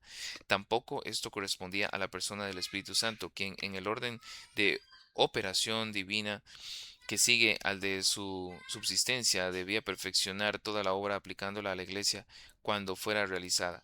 Por tanto, pareció apropiado en todo sentido para la sabiduría divina, para el orden de las santas personas, en su subsistencia y operación, que esta obra fuera emprendida y cumplida en la persona del Hijo, cierro comillas. Al incorporar esta frase, los teólogos congregacionalistas, seguidos por los bautistas particulares, resaltaron la necesidad de la encarnación por parte de la segunda persona de la Trinidad. Solo Él podía ser el mediador. Para llevar a cabo la obra de mediación, esa sola persona fue dotada de todas las bendiciones necesarias. El Señor Jesús fue santificado y ungido con el Espíritu Santo sin medida. Santificado significa apartado. Es el bendecido en perfecta santidad. El término ungido es modificado por la frase sin medida, que no está modificando a santificado, sino solo a ungido. En los evangelios el Espíritu Santo actúa en la vida y ministerio de Jesús, demostrando un gran énfasis en el papel del Espíritu en la vida del ministerio de Jesús. No se niega la deidad de Jesús, sino que se afirma el método con el que el Espíritu Santo obró en su vida humana. Esto es lo que los puritanos tratan de enfatizar en este punto. Como el Dios hombre poseía todos los tesoros de la sabiduría y del conocimiento, de modo que por ello la plenitud de la deidad habitaba en la persona del Hijo corporal o sustancial y eternamente. El propósito de esta investidura es a fin de que cumpliera plenamente su misión, como dice Hebreos 7:26. Él es santo, inocente, inmaculado y Juan 1:14, lleno de gracia y de verdad. Dios, el Padre, le proveyó todo lo necesario. Esto era un requisito para que Él cumpliera enteramente el oficio de mediador y fiador. Estas palabras juntas resumen su obra. Un mediador representa a dos partes. Un fiador asume la deuda de otro hombre. Jesucristo fue preparado perfectamente para que cumpliera estas tareas. Estos términos apuntan a una doctrina posterior a la Reforma, la impecabilidad de Cristo, puesto que la deidad estaba unida a la humanidad. En esa sola persona era imposible que pecara. Dado que se unieron inseparablemente las dos naturalezas en una sola persona, obran en armonía, la naturaleza divina sosteniendo la naturaleza humana. Sus tentaciones fueron reales, aunque permaneció sin pecado. Las tres confesiones reiteran el primer punto del capítulo, quizá extendiendo aquí al Dios hombre, Cristo, lo que se dijo acerca del Hijo eterno de Dios. Esta única persona no se autodesignó, fue llamado por su Padre. Lenguaje que remite al párrafo 8, perdón, al párrafo 1 del capítulo 8. Agradó a Dios en su propósito eterno escoger y ordenar al Señor Jesús, contemplando la encarnación en su triunfante plenitud. Este párrafo, el 3, concluye con su investidura como Señor de la creación, remitiéndonos a Mateo 28:18, donde el Cristo resucitado dice, Toda autoridad me ha sido dada en el cielo y en la tierra, y a las palabras de Pedro en Hechos 2:36, Dios le ha hecho Señor y Cristo. Se nos dice que toda autoridad y juicios han sido puestos en su mano, y no se le ha dado mandamiento para ejercerlos. Esta es una orden de peso con la intención de proveer consuelo a los creyentes. La identidad de su obra, párrafo 4.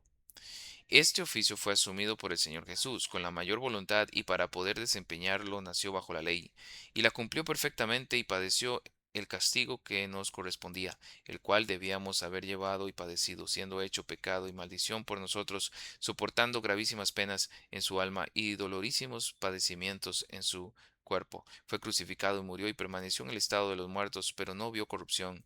Al tercer día resucitó de entre los muertos con el mismo cuerpo en que padeció, con el que también ascendió al cielo.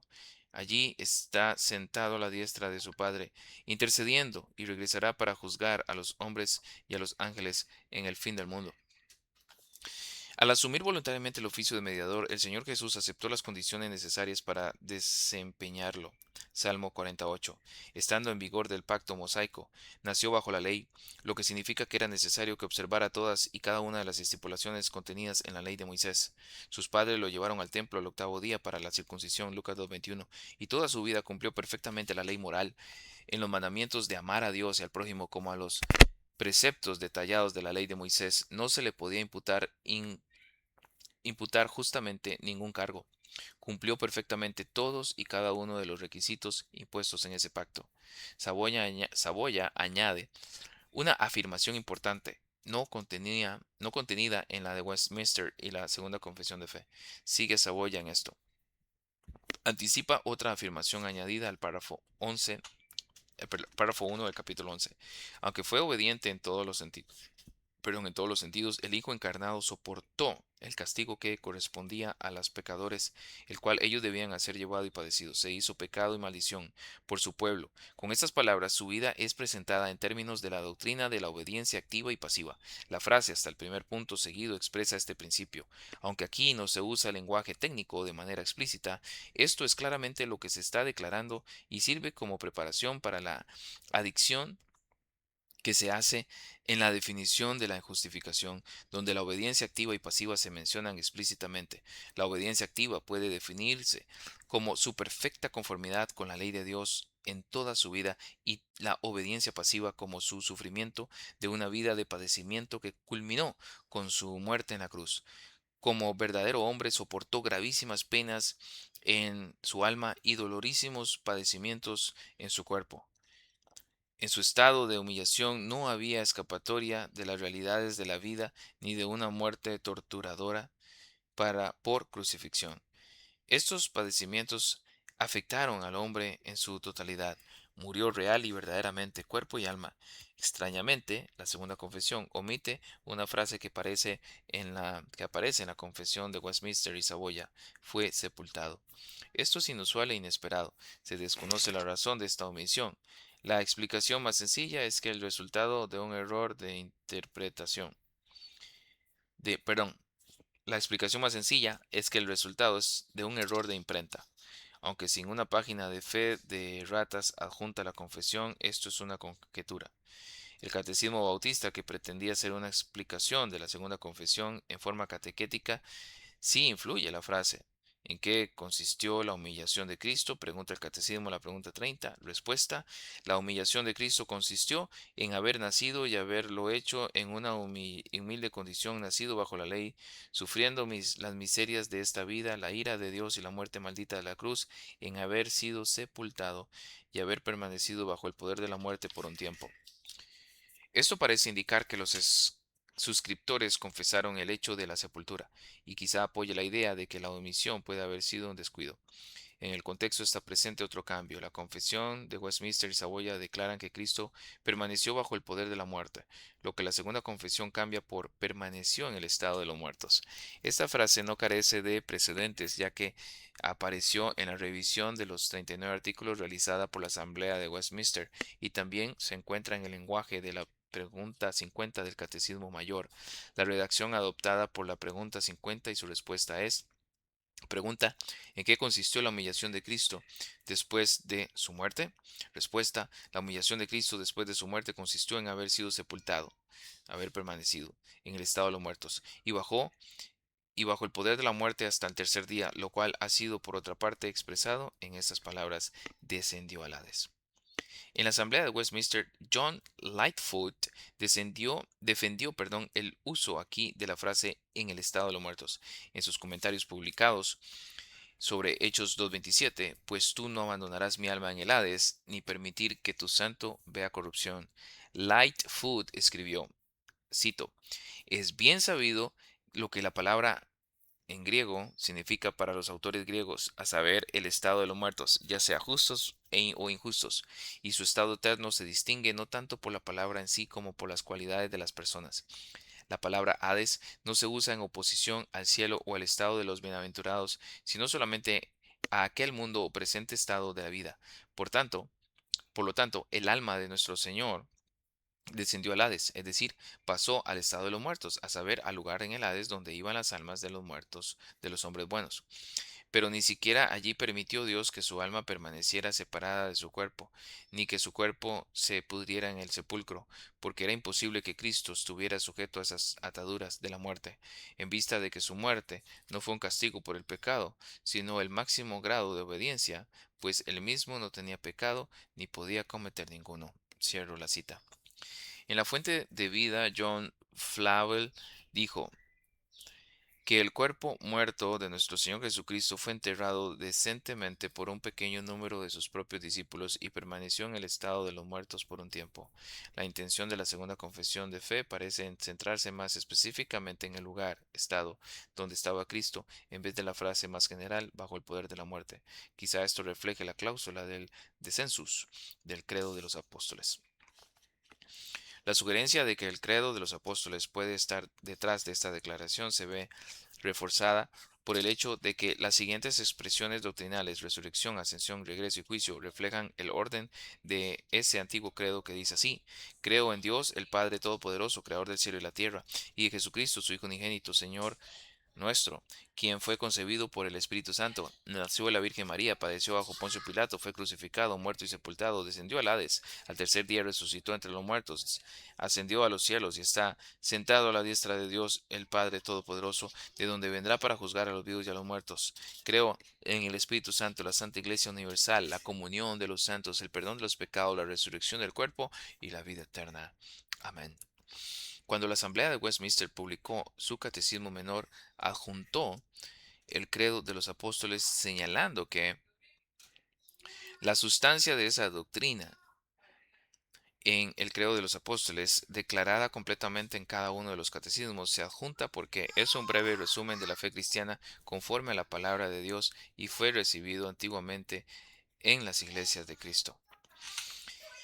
Dado que la estructura de este párrafo en la Confesión de Westminster sigue en gran medida el orden más breve del credo de los apóstoles, es una posibilidad sugerir su relación con los redactores de la Segunda Confesión de Fe.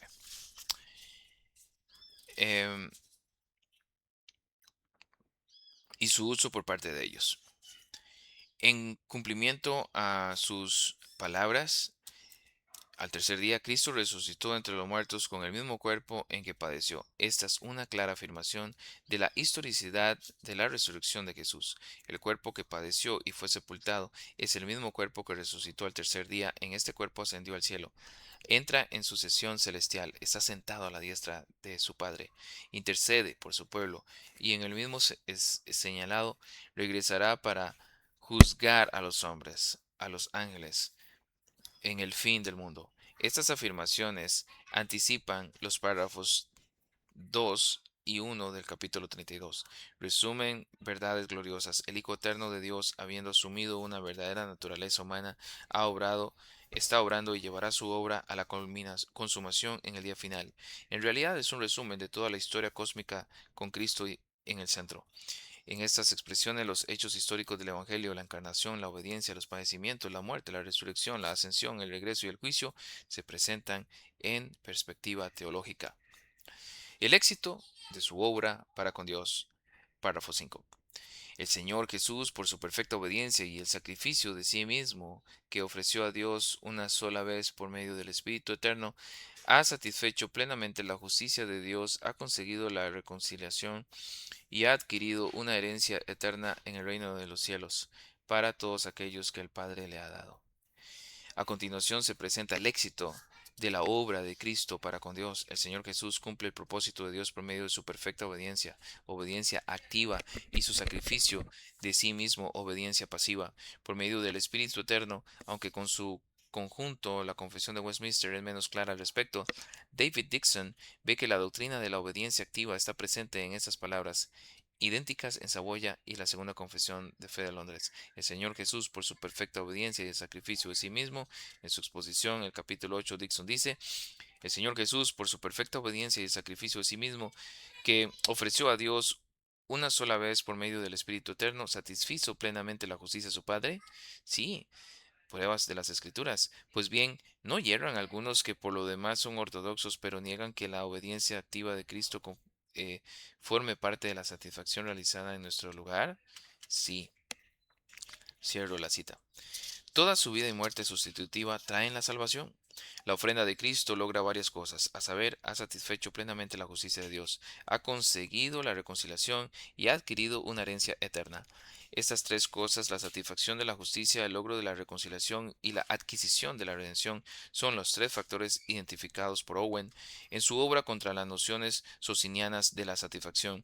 La Confesión Bautista modifica ligeramente el orden de las palabras y frases de Westminster y Saboya. Se pueden hacer varios comentarios. En primer lugar, la Confesión de Westminster afirma que el Padre es el objeto de la satisfacción, mientras que Saboya y la Confesión de Fe número 2 se centran en Dios. Puede ser para armonizar esta afirmación con el párrafo 2.1 del capítulo 2, párrafo 1, donde se declara que la deidad es terriblísimo en sus juicios, que odia todo pecado. Palabras que pueden atribuirse a cada persona del Dios Trino. La satisfacción de Cristo satisface la ira de Dios. La segunda confesión de fe de Londres también cambió ha comprado, purchased. No solo la reconciliación ha conseguido, procured, la reconciliación. Parece haber una distinción en el uso de estas dos palabras. En la entrada correspondiente a procure, producido aquí como ha conseguido, traducido aquí como ha conseguido, en el am, se indica que hay varios usos obsoletos o raros, entre los cuales están conseguir con cuidado o esfuerzo, también más vagamente provocar causa y efecto o producir, u obtener con cuidado o esfuerzo, ganar, lograr, conseguir la posesión o adquirir, o en un uso antiguo conseguir la ayuda de ganarse en una persona para el propio bando. Con el beneficio de décadas de controversia teológica y cuidadoso perfeccionamiento del lenguaje, y posiblemente bajo la influencia de John Owen, quien usaba procure con regularidad en su obra antisociana, sociniana, los bautistas cambiaron ese término.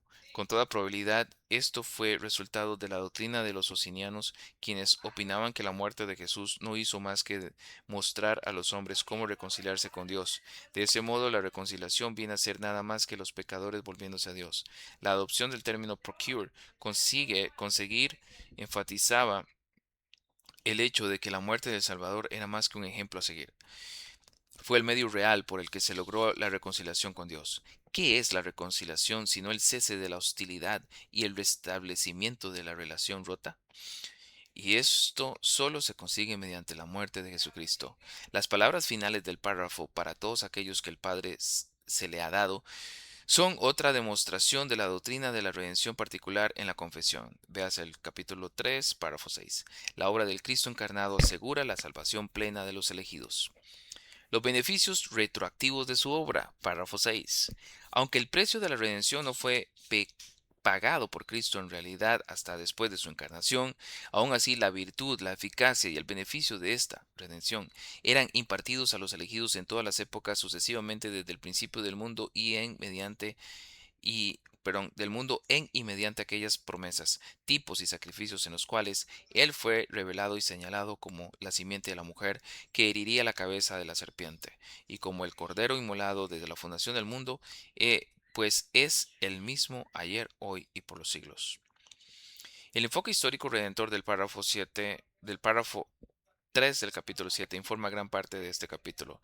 El párrafo 6 retoma, otro de sus hilos conductores. En el párrafo 3 del capítulo 7 leemos que la gracia del pacto es el único medio por el que se salva todo descendiente de Adán que ha sido salvo, obteniendo así vida y una bienaventurada inmortalidad. Esta afirmación se apoya aquí al conectarla a la obra redentora de Cristo, afirmando que su obra es retroactiva, es decir, se aplica a los elegidos que vivieron antes del tiempo de la encarnación. Todos los que han sido salvos reciben el perdón y la vida de la misma manera. El decreto divino de salvación por medio de Cristo y el pacto eterno de redención garantizan que los elegidos de todas las épocas se reunirán en torno al trono eterno en el día final. Párrafo 2 del capítulo 32. Puesto que la obra redentora de Cristo se llevó a cabo en un momento y lugar concretos de la historia del mundo, es razonable preguntarse cómo se conceden los beneficios a quienes vivieron antes de la encarnación fuera un hecho consumado? Esta pregunta se responde señalando varias verdades. En primer lugar, está la realidad histórica de la obra redentora de Cristo. El precio de la redención fue pagado por Él. Este es un cambio menor en el lenguaje de Westminster Saboya para concentrarse en la obra de Cristo en la cruz. Véase más adelante. El logro de la redención es el resultado de la muerte expiatoria histórica de Cristo. En segundo lugar, en el propósito de Dios, la virtud, la eficacia y el beneficio de esta redención eran impartidos a los elegidos desde el principio del mundo, mediante la revelación, promesas y tipos, ese sistema de sacrificios. Estos eran elementos de la historia salutis. Algunos de estos pasos adicionales, el párrafo 7, el párrafo 3 del capítulo 7. A través de estos el Señor reveló a Cristo como el Mesías prometido que heriría la cabeza de la serpiente, quien también sería el Cordero inmolado desde la fundación del mundo. El ojo de la fe reconocía en estas palabras y acciones el propósito de Dios. Un día todo se cumpliría en Cristo. La salvación para los que vivieron antes de la cruz fue por fe prospectiva, mirando el momento del cumplimiento en el futuro. La cláusula final, pues Él es el mismo ayer, hoy y por los siglos, que cita Hebreos 13:8, remite a la doctrina de la inmutabilidad divina. Párrafo 1 del capítulo 2. Como Dios no cambia, su promesa es tan fiel como su cumplimiento. Está asegurada. Por eso los creyentes descansan confiadamente, teniendo la certeza de que todo acontecerá exactamente como fue revelado.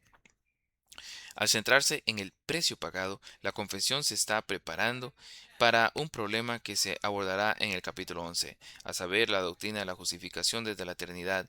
Esta enseña era sostenida por algunos altocalvinistas y argumentaba que, como Dios había decretado la justificación de los elegidos en la eternidad, entonces están justificados desde toda la eternidad y nunca están bajo la ira de Dios.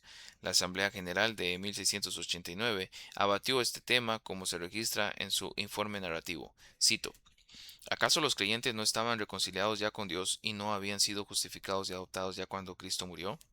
Respuesta: la reconciliación, justificación y adopción de los creyentes están aseguradas infaliblemente por el agraciable propósito de Dios y méritos de Jesucristo. Sin embargo, nadie puede decir que ya está reconciliado, ya fue justificado o ya fue adoptado hasta que ya haya sido injertado en Jesucristo mediante la fe y por tanto, en virtud de esta unión a Él, ya le hayan sido impartidos estos beneficios fundamentales. Y consideramos que esto está probado plenamente, porque la Escritura atribuye todos estos beneficios a la fe como la causa instrumental de dichos beneficios. Romanos 3:25, 5:11, 5:1, Galatas 3:26. Además presenta el estado de los elegidos antes de la fe de una manera que es totalmente incoherente con una verdadera justicia en ellos. Efesios 2:1 al 12. Esta respuesta sigue el razonamiento del párrafo 6. El texto de la confesión reconoce la importancia de esta perspectiva histórico-redentora de que Cristo vino en la plenitud del tiempo, pero los beneficios de su venida en el momento señalado se extienden retroactivamente a todos los elegidos que vivieron antes de su venida.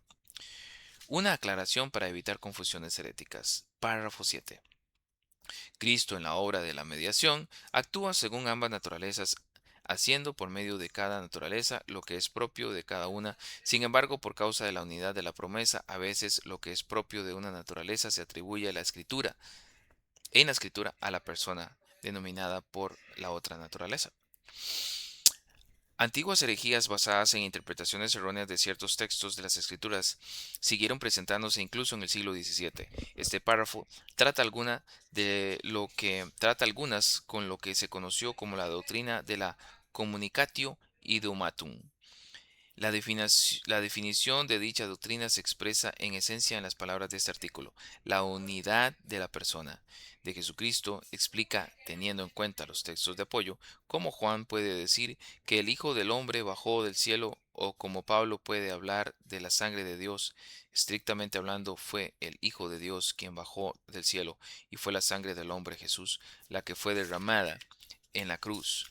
Pero como Jesucristo es de dos naturalezas unidas para siempre en una sola persona. La escritura en ocasiones habla de esta manera. John Owen, R. Smith, miembro de la Asamblea de Westminster, explica.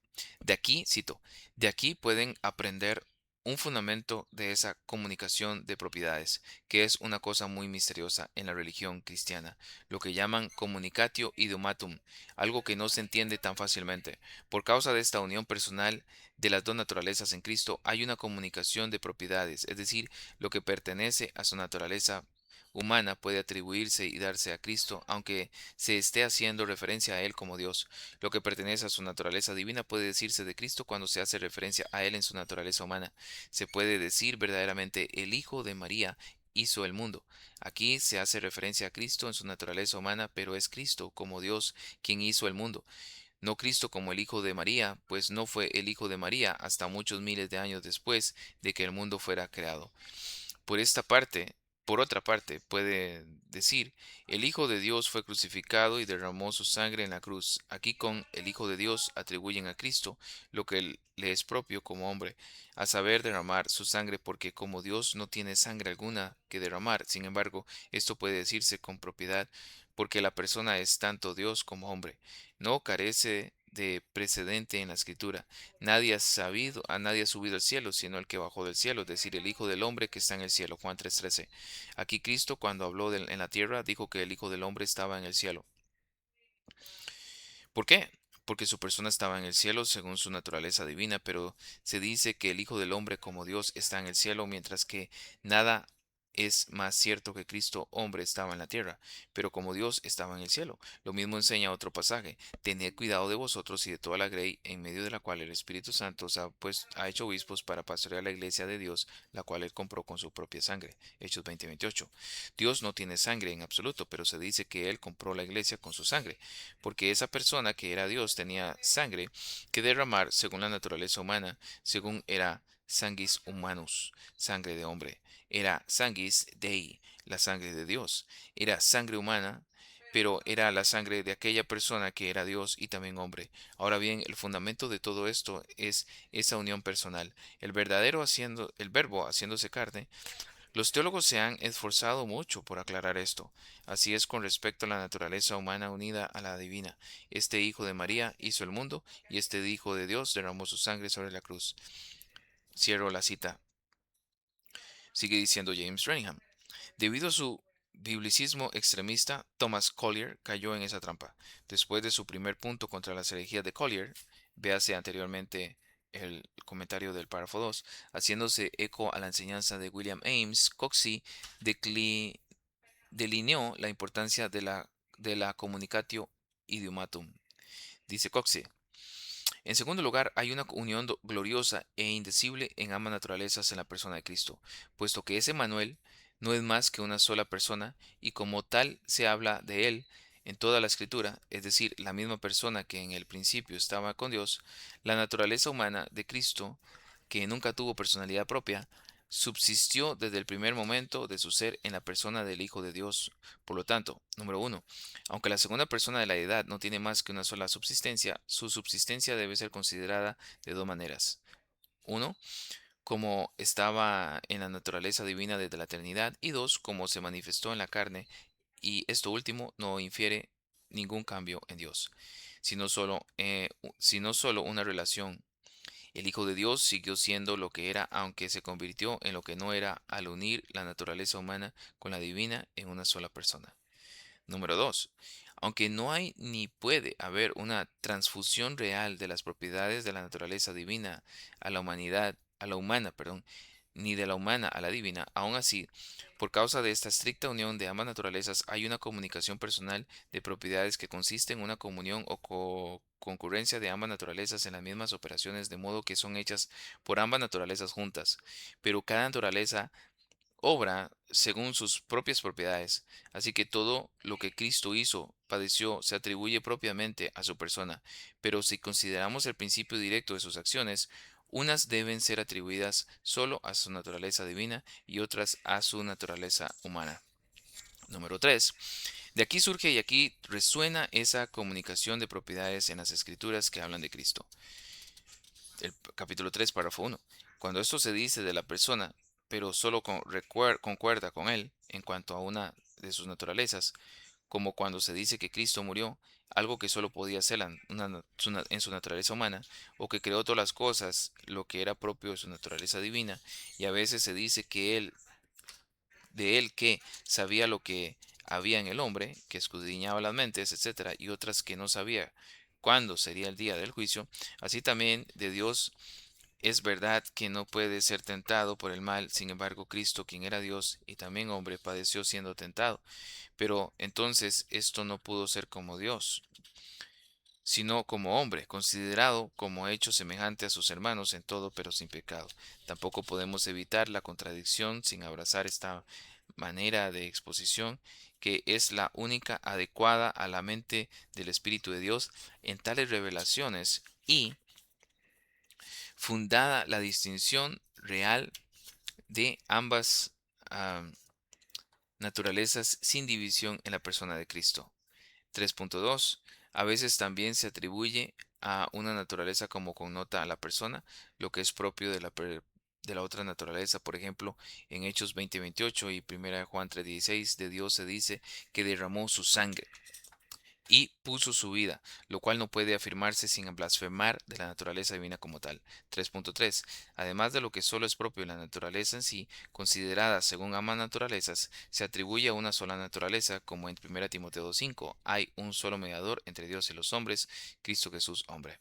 No fue un mediador solo como hombre, ni solo como Dios, sino como Dios hombre en una sola persona. El éxito de su obra para con el hombre. Párrafo 8. A todos aquellos para quienes Cristo ha obtenido redención eterna, Él cierta y eficazmente les aplica e imparte la misma, haciendo intercesión por ellos, uniéndolos a sí mismo por su Espíritu, revelándoles el mismo de la salvación en la palabra y por la palabra, persuadiéndolos a creer y obedecer, gobernando sus corazones por su palabra y espíritu, y venciendo a todos sus enemigos por su poder omnipotente y sabiduría de la manera y en las formas que estén en la mayor consonancia con su maravillosa e inescrutable dispensación, y todo esto por gracia libre y absoluta, sin prever ninguna condición en ellos para conseguirla. Al tratar la aplicación de la redención, el párrafo 8 habla del Ordo Salutis. El Hijo de Dios asumió la naturaleza humana, vivió, murió, resucitó para que los elegidos recibieran el don de la salvación. Él ha obtenido redención eterna para todos aquellos por quienes murió. Esta frase es un ligero cambio en la confesión de Westminster y Saboya y conforma la declaración de las palabras de Hebreos 9:12. Obtiene redención para su pueblo y cierta eficazmente le concede a ellos por obra del Espíritu de Dios. Su obra no son simplemente acontecimientos históricos con significado teológico, sino acontecimientos históricos con significado teológico aplicados a las vidas de los elegidos en el espacio y el tiempo. El propósito eterno de Dios cumplido en Cristo llega en última instancia a cada uno de ellos. La impartición o aplicación de su obra se logra en 6 maneras, varias de las cuales anticipan la doctrina de los capítulos 10 al 15. Él hace intercesión por ellos. Después de su obra en la cruz como sacerdote, suplica al Padre que los perdone. A continuación leemos que los une a sí mismo por su espíritu. En contraste con las falsas profesiones de fe, esta declaración apunta a la conversión genuina de aquellos por quienes él murió. Owen articuló esto en su sermón. Dice Owen, Cristo está presente con un pueblo y por su espíritu, habitando en sus corazones por su espíritu y mediante la fe, uniéndolos a sí mismo. Puede hacerse una profesión de fe sin que esté unido a él, pero la unión a él producirá profesión de fe. Se puede tener apariencia de piedad sin tener su poder, pero donde está el poder de la piedad, allí estará también la apariencia de la piedad. Ahora bien, cuando Cristo está en presente con un pueblo, es decir, por estar unidos a Él por su Espíritu, son miembros de su cuerpo místico. Esa es su gloria. Cierro el comentario de Owen. Aquellos por quienes Cristo murió no son suyos solo por nombre o solo de nombre, sino que por estar unidos a Cristo también son suyos experiencialmente. No se trata de una experiencia mística, pues la iluminación del Espíritu hace que comprendan el misterio de la salvación, tal como se revela en la palabra de Dios. Tanto el inicio de la fe como su crecimiento vienen al oír la palabra. En cuanto al lugar, el Espíritu los persuade a creer y obedecer, lo que se describe detalladamente en la confesión en el capítulo 14 y 15. En quinto lugar, Cristo ejerce su oficio regio, gobernando sus corazones con el par inseparable de la palabra y el espíritu. Y finalmente, por su poder omnipotente y sabiduría, dos de las apropiaciones, somete a los enemigos de su pueblo. La manera en que lo hace es divina. Se usa un lenguaje que remite a la doctrina de la providencia. Capítulo 5, párrafo 5 y sobre todo párrafo 7 del capítulo 5, consonancia con su maravillosa e inescrutable dispensación. Para concluir el párrafo de la segunda confesión de fe, añade una declaración que no se encuentra en la de Saboya ni la de Westminster, basada en las afirmaciones que se encuentran en el capítulo 3, párrafo 5. En realidad se hace un resumen de esa doctrina basado el ordo solutis en el decreto divino.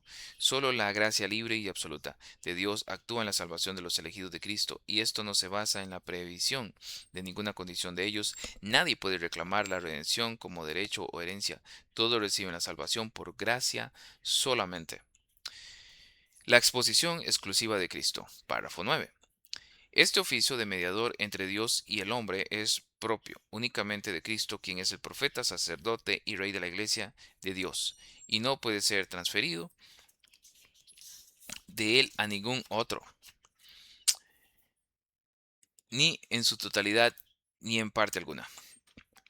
Los artículos finales de este capítulo, párrafo 9 y 10, no se encuentran en la Confesión de Westminster ni en Saboya, sino que provienen de los artículos 13 y 14 de la Primera Confesión de Fe. El párrafo 9 afirma brevemente la posición exclusiva de Cristo como mediador. Al hablar de este oficio y de su naturaleza triple, el uso propio de mediador solo puede aplicarse a Cristo. El término propio, tal como se emplea aquí, significa estricta o exactamente. Esta declaración se dirige indudablemente contra los pretensiones romanistas sobre el Papa, María o, o los santos. En su exposición del Catecismo de Heidelberg, Zacarías Ursino escribió: aquí hay un solo mediador entre Dios y el hombre, porque solo el Hijo es mediador y puede desempeñar el oficio de mediador. No hay más que un solo Hijo natural de Dios. Objeción. Pero los santos también interceden por nosotros, por tanto son mediadores. Respuesta: hay gran diferencia entre la intercesión de Cristo y la de los santos que viven en el mundo y oran por sí mismos y por los demás, incluso por sus perseguidores y enemigos, porque los santos dependen de los méritos de Cristo, pero él se basa en sus propios méritos y solo Cristo se ofreció a sí mismo como fiador y como aquel que da satisfacción, santificándose por nosotros, es decir, presentándose en nuestro lugar ante el tribunal de Dios, lo cual no puede decirse de ninguna manera de los santos. Esa declaración está directamente relacionada con la afirmación en el capítulo 26, párrafo 4, de que el Papa es anticristo. En 1592, Andrew Willett escribió, cito: así niega el Papa que Cristo sea nuestro profeta, rey y sacerdote. Desacredita su oficio profético y de hecho lo niega porque deshonra las escrituras diciendo que son imperfectas y no contienen todos los asuntos necesarios para la salvación, que su autoridad no nos obliga ni sin su permiso. Hace lo mismo con su oficio regio, porque se hace vicario y virregente de Cristo en la tierra, legislando nuevas leyes, sacramentos y ordenanzas, además de los de Cristo, tan necesarios para la salvación como las reglas del Evangelio. Hace lo mismo con su sacerdocio, porque establece un nuevo sacrificio propiciatorio en la abominable misa, además el único sacrificio expiatorio de la cruz, porque designa a otros mediadores e intercesores, además de Cristo, y hace otras cosas por el estilo, de las cuales tendremos ocasión de hablar más ampliamente. Por tanto, puesto que niega los oficios de Cristo, el Papa niega a Cristo, por ende es anticristo. La magnitud de nuestra necesidad. Párrafo 10. Este número y orden de oficios es necesario, pues por nuestra ignorancia estamos en necesidad de su oficio profético por nuestro alejamiento de Dios, y la imperfección del mejor de nuestros servicios necesitamos. Necesitamos su oficio sacerdotal para reconciliarnos con Dios y presentarnos aceptables a Él, y por nuestra aversión y total incapacidad para volvernos a Dios, rescatarnos a nosotros mismos y protegernos de nuestros adversarios espirituales, necesitamos su oficio regio para convencernos, someternos, atraernos, sostenernos, librarnos y presentarnos para su reino celestial.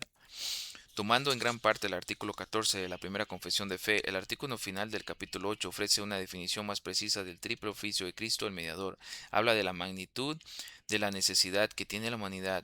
William Ames está detrás de estas afirmaciones. Él escribió, cito, este número y orden de oficios se manifiesta en primer lugar por la necesidad que tienen los hombres, quienes se esfuerzan penosamente, sumidos en la ignorancia, el alejamiento de Dios y la incapacidad de volverse a Él.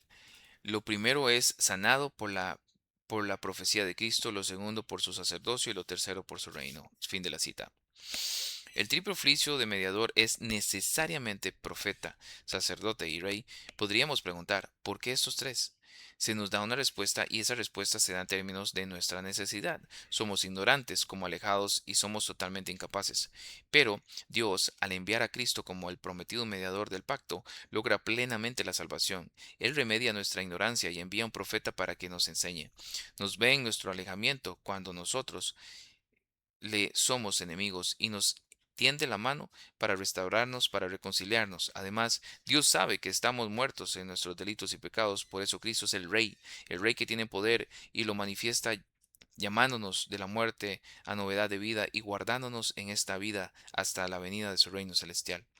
En sus sermones sobre el Catecismo Menor, publicado póstumamente, Thomas Watson explicó que Cristo, el profeta, nos enseña de dos maneras, cuyo orden es importante. En primer lugar, la enseñanza viene externamente por la palabra de Dios y luego internamente por el Espíritu Santo. Este es el punto de la última porción de la segunda confesión de fe, en el párrafo 5 del capítulo 1 y el párrafo 2 del capítulo 14. El Espíritu transforma al creyente mediante la renovación de la mente, Romanos 12:2, puesto que estamos alejados de Dios e incluso el mejor de nuestros servicios no alcanza, Romanos 3:23. La norma de justicia de Dios, párrafo 5 del capítulo 16. El oficio sacerdotal de Cristo es necesario.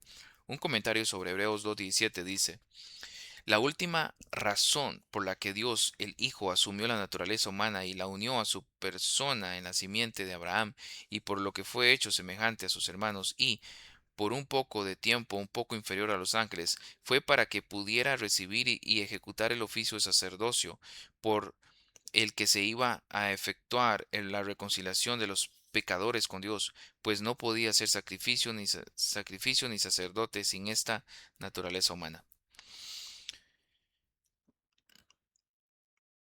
No solo que es necesario, sino también que es apropiado, conveniente y correcto, tanto por su condición de mediador, fiador y sacerdote, como por su propia obra. Considerando las dos partes cuya causa debía gestionar, era conveniente que esta persona fuera Dios para que fuera justo ante Dios y lo satisfaciera. Adán había traicionado antes los intereses de Dios, por lo que él no se fiará de un simple hombre.